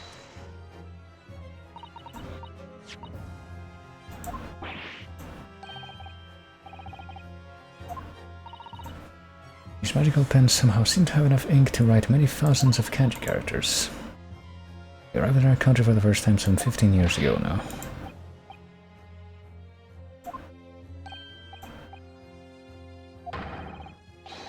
Soak up a soupçon of sumptuous ink and one's work is awash with words in the blink of an eye. Whatever that means. One of those words, that is. Fountain pens have a small reservoir in the barrel, into which ink is sucked up through the nib of the pen in order to write with later. Which means you can also use it to suck up other fluids. It's also possible to eject it through the nib again, of course.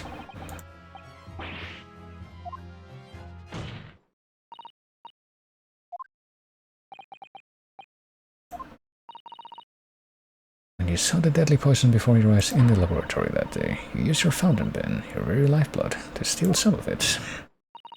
I guess it must have been conveniently empty at that point. To enable him to do that, you kind of have to wonder if he would have planned for that or what.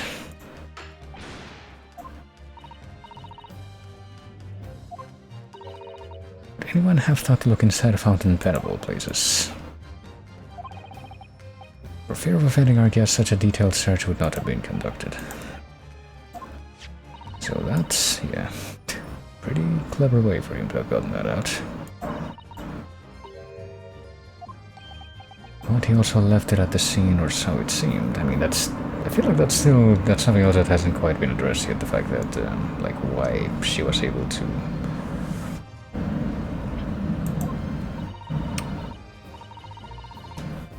hold on to the pen, the victim. But I feel like that might be somehow connected to the fact that he keeps, like, putting his pencils in his tongue in his animations. Maybe he somehow got her to do the same with that pen, which would have been, yeah, would have had predictable results. Yeah, I don't think that's what happened, that's the thing. Witness could have been using his pen to write down details of his conversation with the victim. And when shocked by one of her outrageous answers, the pen fell from his quivering hand, in which case, why wouldn't he have just picked it back up? And then, yeah, it had been empty if that was the case. As you can see for yourself, if you examine the evidence, there would appear to be no ink present in the reservoir.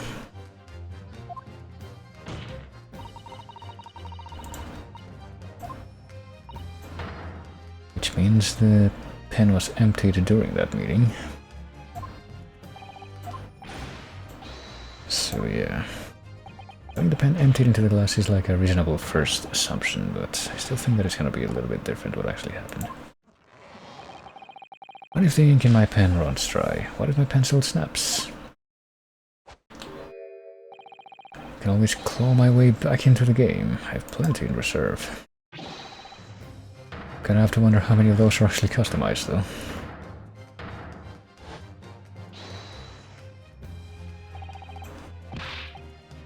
Claim I suck the poison up into my pen.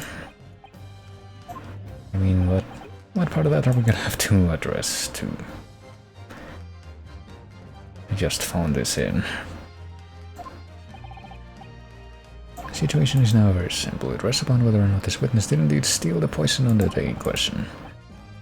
And therefore, it all depends upon whether or not the defense can prove that he did it with evidence. I mean, yeah, we can. That would be very easy, actually. And I saw this part coming as well.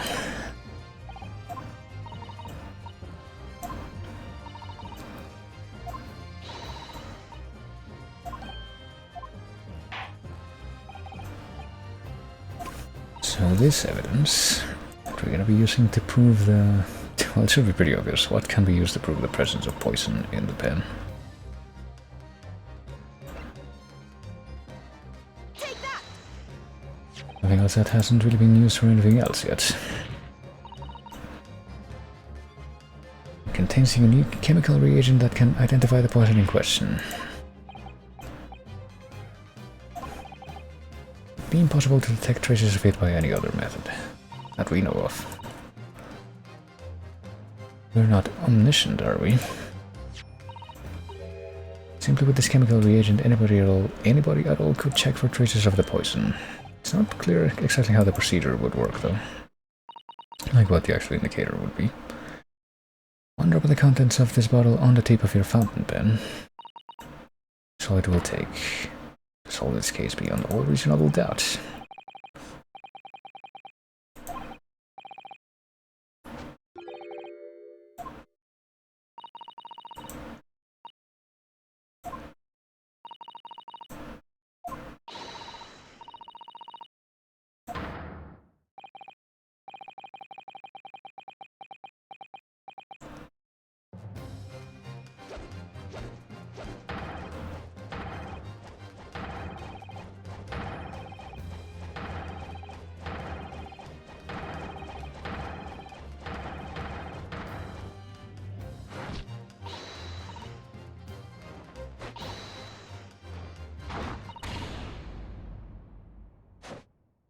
Right, I guess we just witnessed a double team takedown.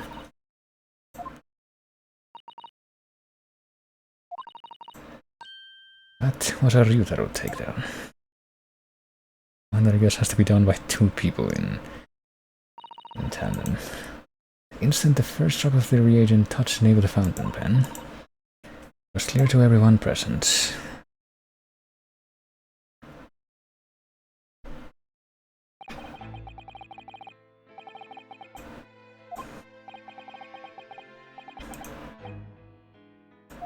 I mean, I would say that still leaves the question of why nobody saw him manipulate the poison with his pen.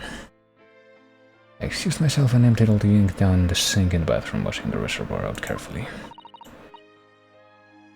And then, I guess that opportunity must have come at some point, which is bizarre.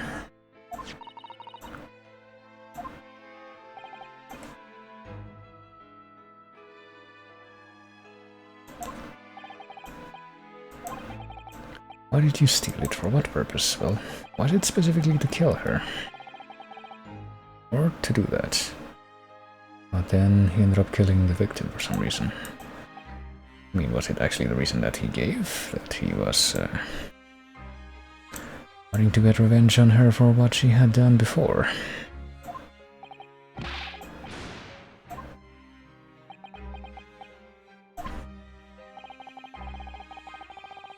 Went into that hut intending to quiz her on her situation, that's all. As a reporter, a known killer, enjoying full freedom, evading justice by leaving the country. He just laughed in my face. A Far Eastern caveman purporting to practice journalism. Boy.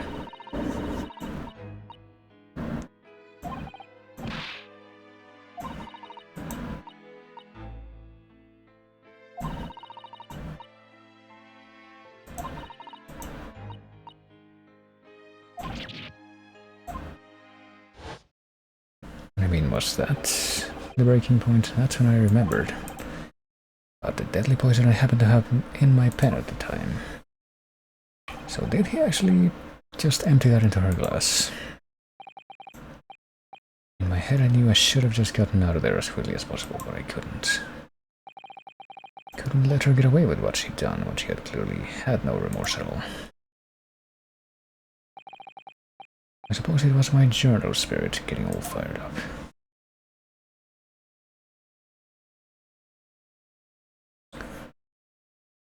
So in a way that does match up with what he said before, but I guess it was a much more spur-of-the-moment kind of thing. Assuming that this is actually the final declaration of the truth here. So I'm gonna come back somehow. Get a few other means to deliver the justice you sought. Less murderous means, except apparently he's also disillusioned about that. After that trial 9 months ago, I kept digging and digging to find out what had happened in that courtroom, and finally, I discovered the truth. It was a cover-up, that's what it was. But I mean, I think we all knew that before. Unless we're about to learn something completely, something that hasn't actually come up in the past right now. Doesn't it strike you as strange? You're certainly not allowed to convict a foreign national. Consular jurisdiction should never have come into it. Yet that puffed-up English woman was going to sail away into the sunset a free woman. Only possible explanation is that behind the scenes some deal had gone down between Britain and Japan, and she was involved in that.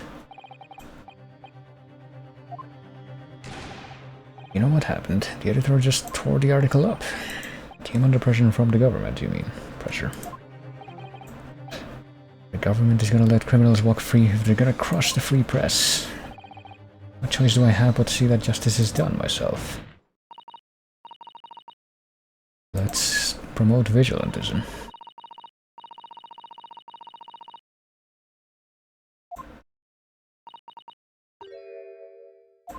And yeah, there is the fact that he ended up trying to incriminate somebody else.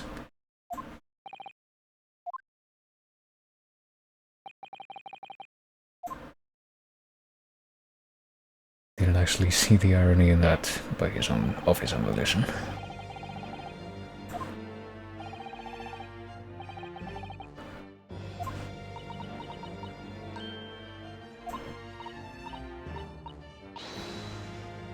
using in a manly way here, like with the jittery eyes, even though there's probably no reason to have that at the moment. For everything else that happened. It's almost unbelievable that this is your first experience on the Supreme Court. It's an excellent impromptu performance, just like somebody else that pulled the same stunt 9 months ago.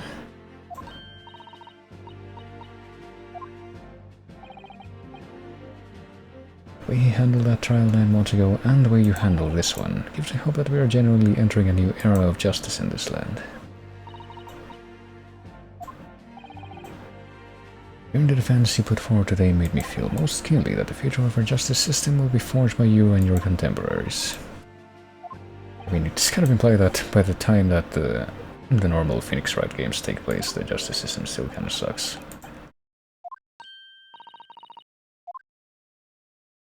What's he doing though?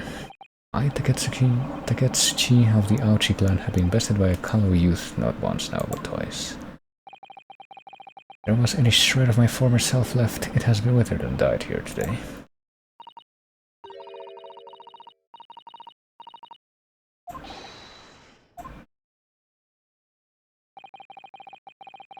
Rather than living on in shame, boy.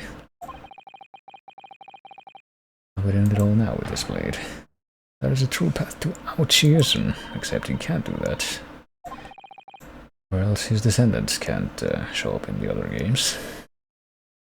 One hopes that the only way in which he'll be modeling himself after the witness.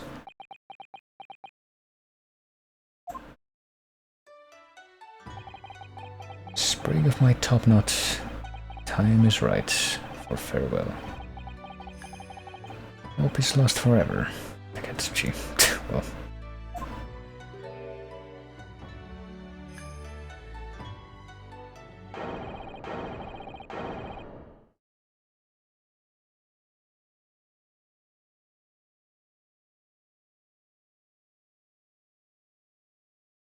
It seemed surprisingly smooth considering how slow that motion looked.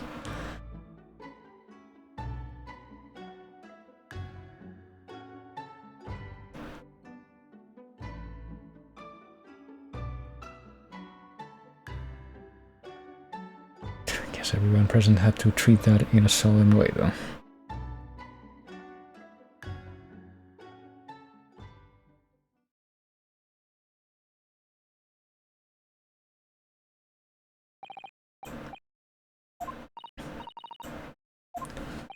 But now we get an actual resolution for this, at least.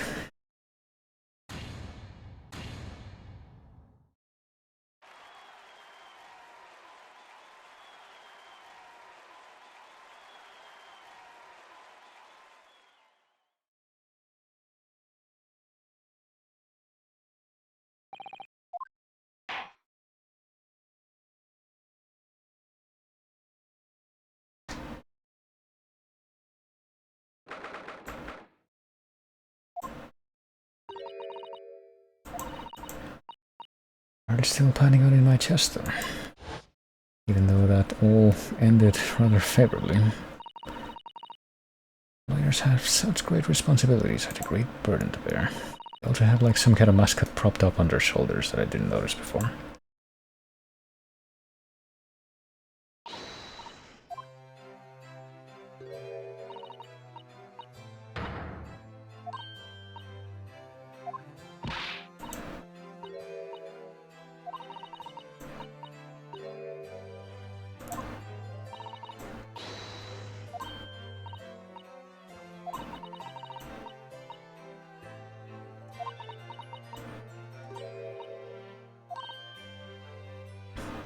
I guess it didn't actually come out that she was a woman during that whole time. Even though Ray did call her Susato a couple of times in front of everybody. Time to celebrate with swagger. I mean, probably not right now. I'm the great defense lawyer Yutaro Noruhodo, and I'm taking you out to a milk bar tomorrow, or something. I mean, you probably don't want to get rid of the disguise while you're still in the court building.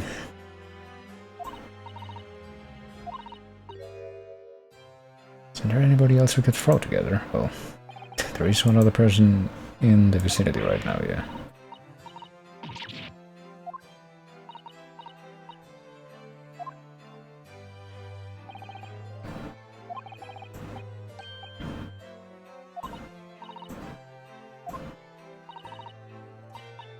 Time to bid farewell to Ryutaro, I think. But like, literally right here, right now. And also, he still decided to come in here for whatever reason. I hope you've been keeping well. So what, did she actually take off to disguise now?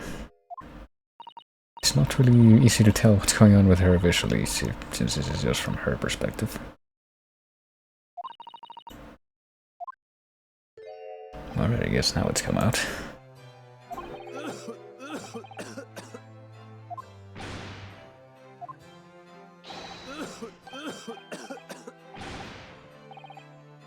Devilishly divine.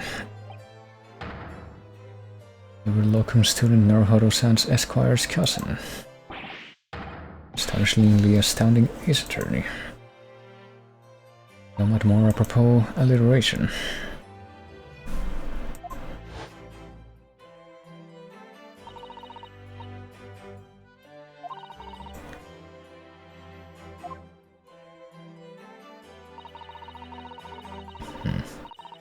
Is that the actual jury from that trial? I think it was.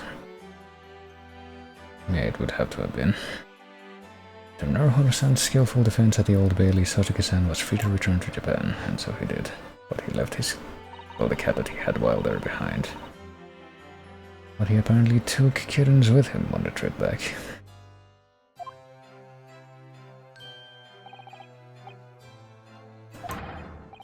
That's a truly impressive disguise. Well, I mean, you seem to have done a slightly better job of disguising your identity than the disguises that this guy uses.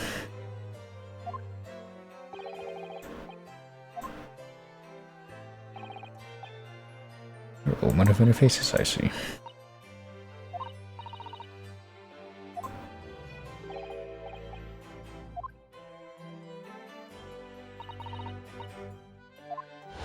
Still have no idea why he's bleeding constantly. And months ago, when he appeared here at the Supreme Court to testify, he was undercover disguised as the head waiter of a restaurant. And then he got beat up by the captain of a ship.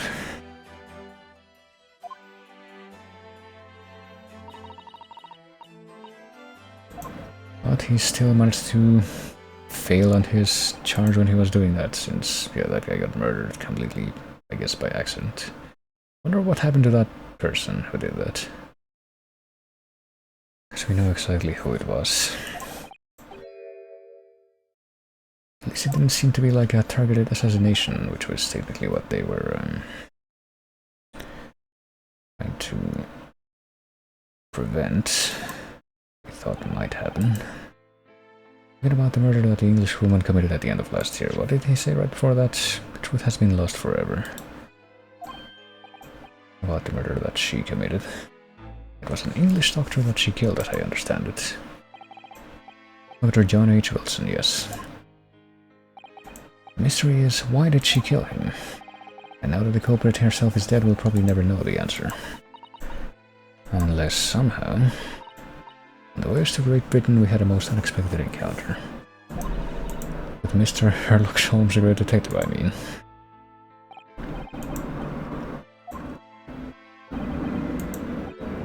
My arch nemesis, how lightly you utter his name. According to the stories published about him in the Adventures of Sherlock Holmes, the detective once had a partner who helped him solve crimes, a best friend. And that man was an exceptional doctor of medicine by the name of John H. Wilson.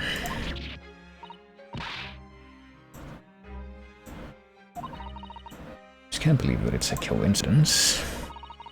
I think that the English doctor of medicine killed here in Japan 9 months ago must have been the friend and partner of Mr. Sholmes.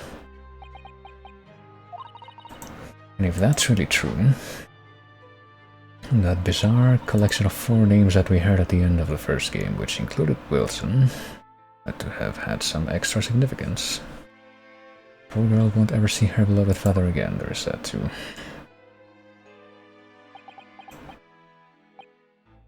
The obligatory anime loli who is secretly a super genius and behind everything.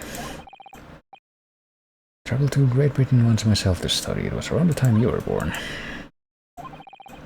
On returning to Japan, I took up my professorship at the Imperial Yume University, but I also serve another role as an advisor to the government on diplomatic affairs.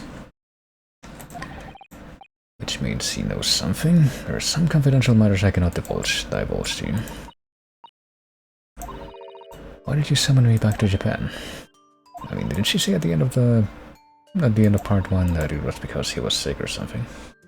It was an urgent telegram. It said that you'd collapsed with a high fever, yeah, and you were growing weaker by the day. But apparently that was all lies. I found you in fine health, father. Was there something in Great Britain that you perceived might inconvenience me in some way or harm me? That's really the only explanation I can think of. Dear me, do you reserve your most cutting glares for your father, Susato? Oh boy. Wait, this guy's managed to come over here somehow.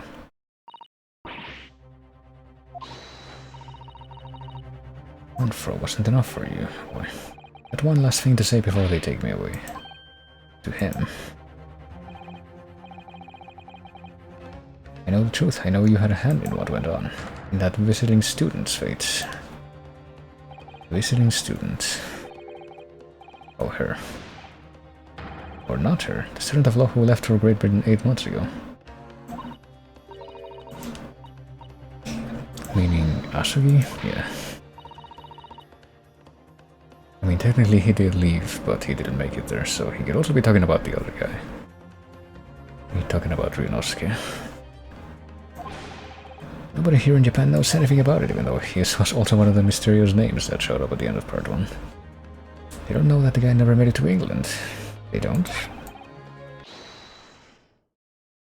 And apparently he couldn't finish saying that because the judge threw him.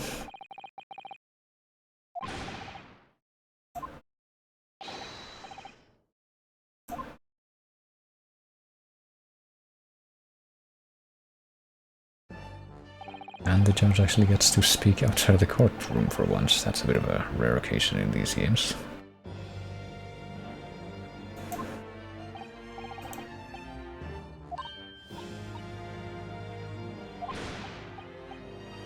I guess that implies that he knew what was going on with this guy's.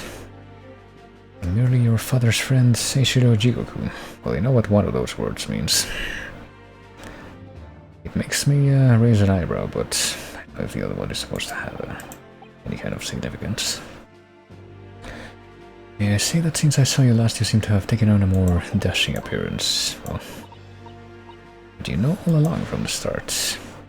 Well, did he? Judge sees everything, Susato. If Seishiro here hadn't known and then he'd recognized you.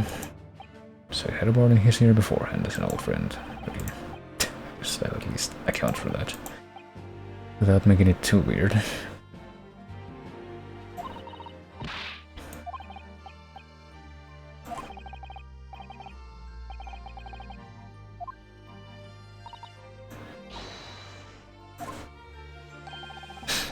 What did you think of my Seishiro sling? Well, yes, instead of just throwing someone upside down, that one just sent someone flying across the room. Yeah, this whole bizarre international diplomatic conspiracy thing is gonna have to come out at some point. Because it's just been foreshadowed for too long now.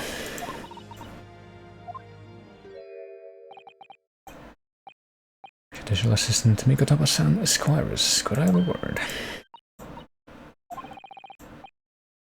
It'd be fate that we're meeting again like this now, you see. There's something I need to tell you. I believe it may be related to the reason why your father summoned you back from England, really. And he would happen to know about that.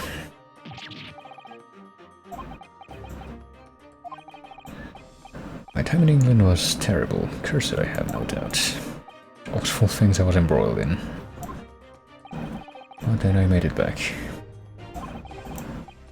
I submitted a report about my experiences to the Ministry of Foreign Affairs. Next thing I knew, I had a visitor. It was your father, Professor Mikotova.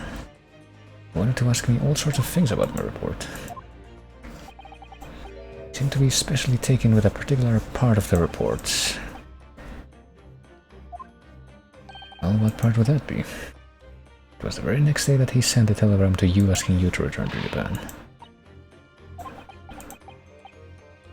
I don't really know exactly. Well, I do remember them, those two terrible cases I was caught up in. Well, I remember one of them. I didn't think there was a second one, actually. The one Mr. Sholmes forbade any of us to talk about in public. Was there such a case? I mean, there's a case that where he didn't do that. The only case involving you that any member of the public is aware of is the first.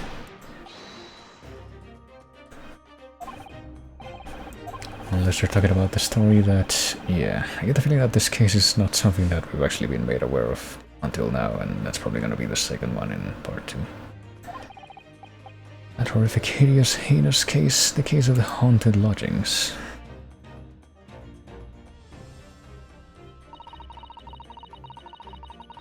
The case somehow caused my father to summon me urgently back to Japan. Not that whole business was over, but it seems I was wrong. Perhaps it was only the start, perhaps the story is not yet told. And perhaps that's gonna be the scene that leads to the closing of this chapter in particular, unless we get another cinematic here. So, the mystery of that English woman's death is solved, thank goodness. And having stood in the Supreme Court now, I think I can comprehend a little better. How you must be feeling as you fight for people's freedom in a foreign land, Naruhodo-san.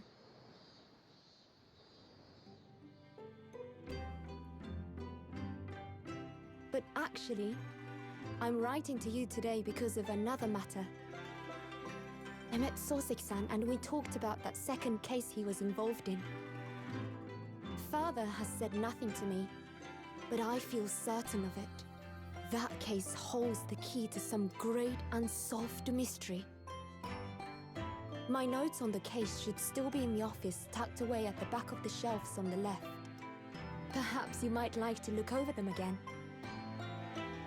Today, for the first time this year, it feels as though summer has arrived.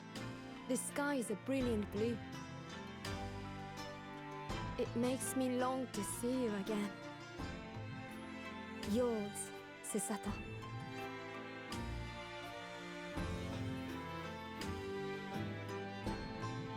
Yours, Susato, this time without the ridiculous alternative costume, but... well, you know we're gonna be turning that right back on for the rest of these. Unless, of course, it turns out that this game is somehow filled with alternative costumes that we can only witness if we don't have the custom ones turned on. The Memoirs of the Clouded Cockerel. So there's gotta be another case relating to case number 4 from part 1, I guess.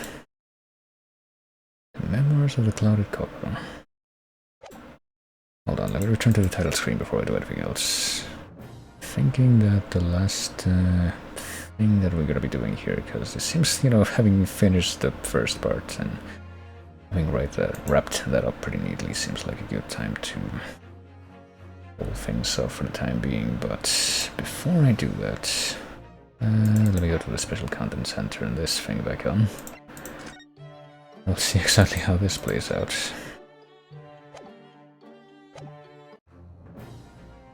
And then we can probably just continue with this to, yeah, dive straight into that episode. But I think the only thing we're going to be doing is looking at the intro, just to get a bit of a glimpse of what we can expect from whatever's next here.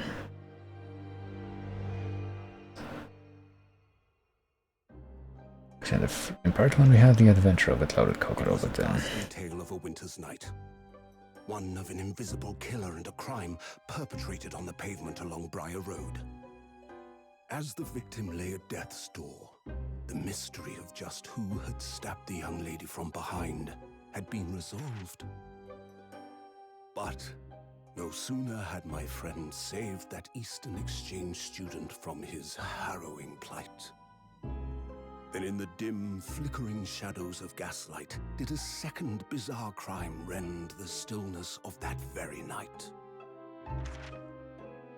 I dare say most can still recall the sensational headlines of the day. Haunted apartment of death, the condemned criminal's curse, the dread demon of coal gas.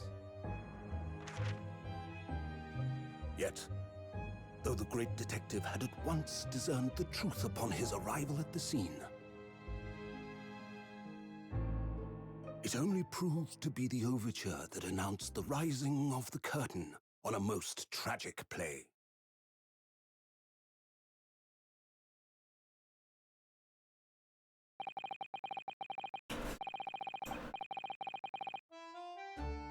Till I hear the London theme from part 1 again, but I do get the feeling that a couple of characters that we witnessed for like a very, very brief moment in, yeah, that case that's being referenced from part 1.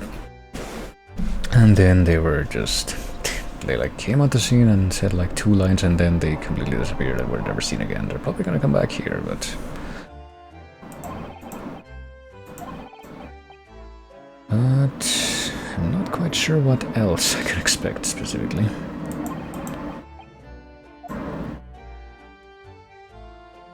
But I guess we're gonna be coming back to the office that Ryunosuke has on top of Holmes slash Sholmes's office.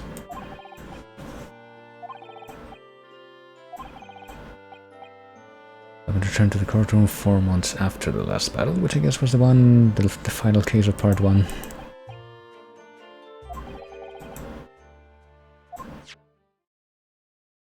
What did that letter say? Do we find out immediately, or are we gonna have to wait? Probably gonna have to wait.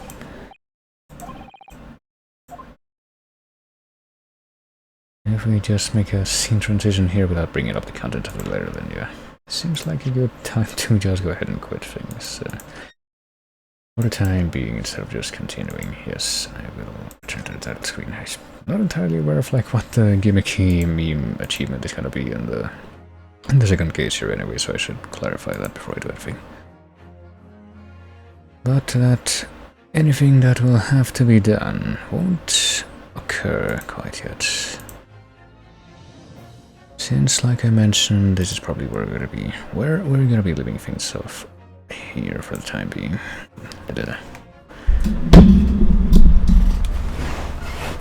And I'm pretty sure that a couple of the words that I said as part of that sentence were completely redundant, but hey, what else is new? I don't know how to speak. But, well, other than that, I guess there's not really that much more left to say. We're finally back to this, and I guess we're finally gonna find out what the end of the story is, even though I've been waiting on this for quite a long while. So let's go ahead and call off the game there, and bring back this old playlist for just a little bit longer. Sure, this will be a nice track to do that with, to play things out, or at least to start playing things out. Probably no greater reason to protract this, but yeah. We are now doing Grace Attorney Part 2 as our current adventure thing. On Mondays, meaning that I guess we'll be continuing this next week, probably with about the same fanfare as we did today. But for the remainder of the week I will be doing what I have been doing for the past couple of weeks as well, but hopefully in a conclusive fashion this time, which will be we'll be continuing to play Neo the World Ends With You, and like I said, yeah, we're in what I presume to be the final week of that game, so we'll probably be bringing it to an end depending on how quickly I play through things on stream. Well, that having been said, I guess that's pretty much what's on the docket right now. Doing more Great Ace Attorney and doing more Neo the World Ends With You, and whenever Neo the World Ends With You is done, actually, that's probably when I'm gonna slot in the Dark Souls 1 randomizer that's been redeemed. But once that is done, which... I mean, hopefully that won't take me several weeks to conclude, but who even knows, but... Once that is done, I'll probably switch over to a couple of things that I had more or less left pending and have been remaining pending for quite a while now, which were Outer Wilds and the final part of the Chrono games, which would be Chrono Cross, which is something that I've never played before, so, you know, maybe that'll be interesting.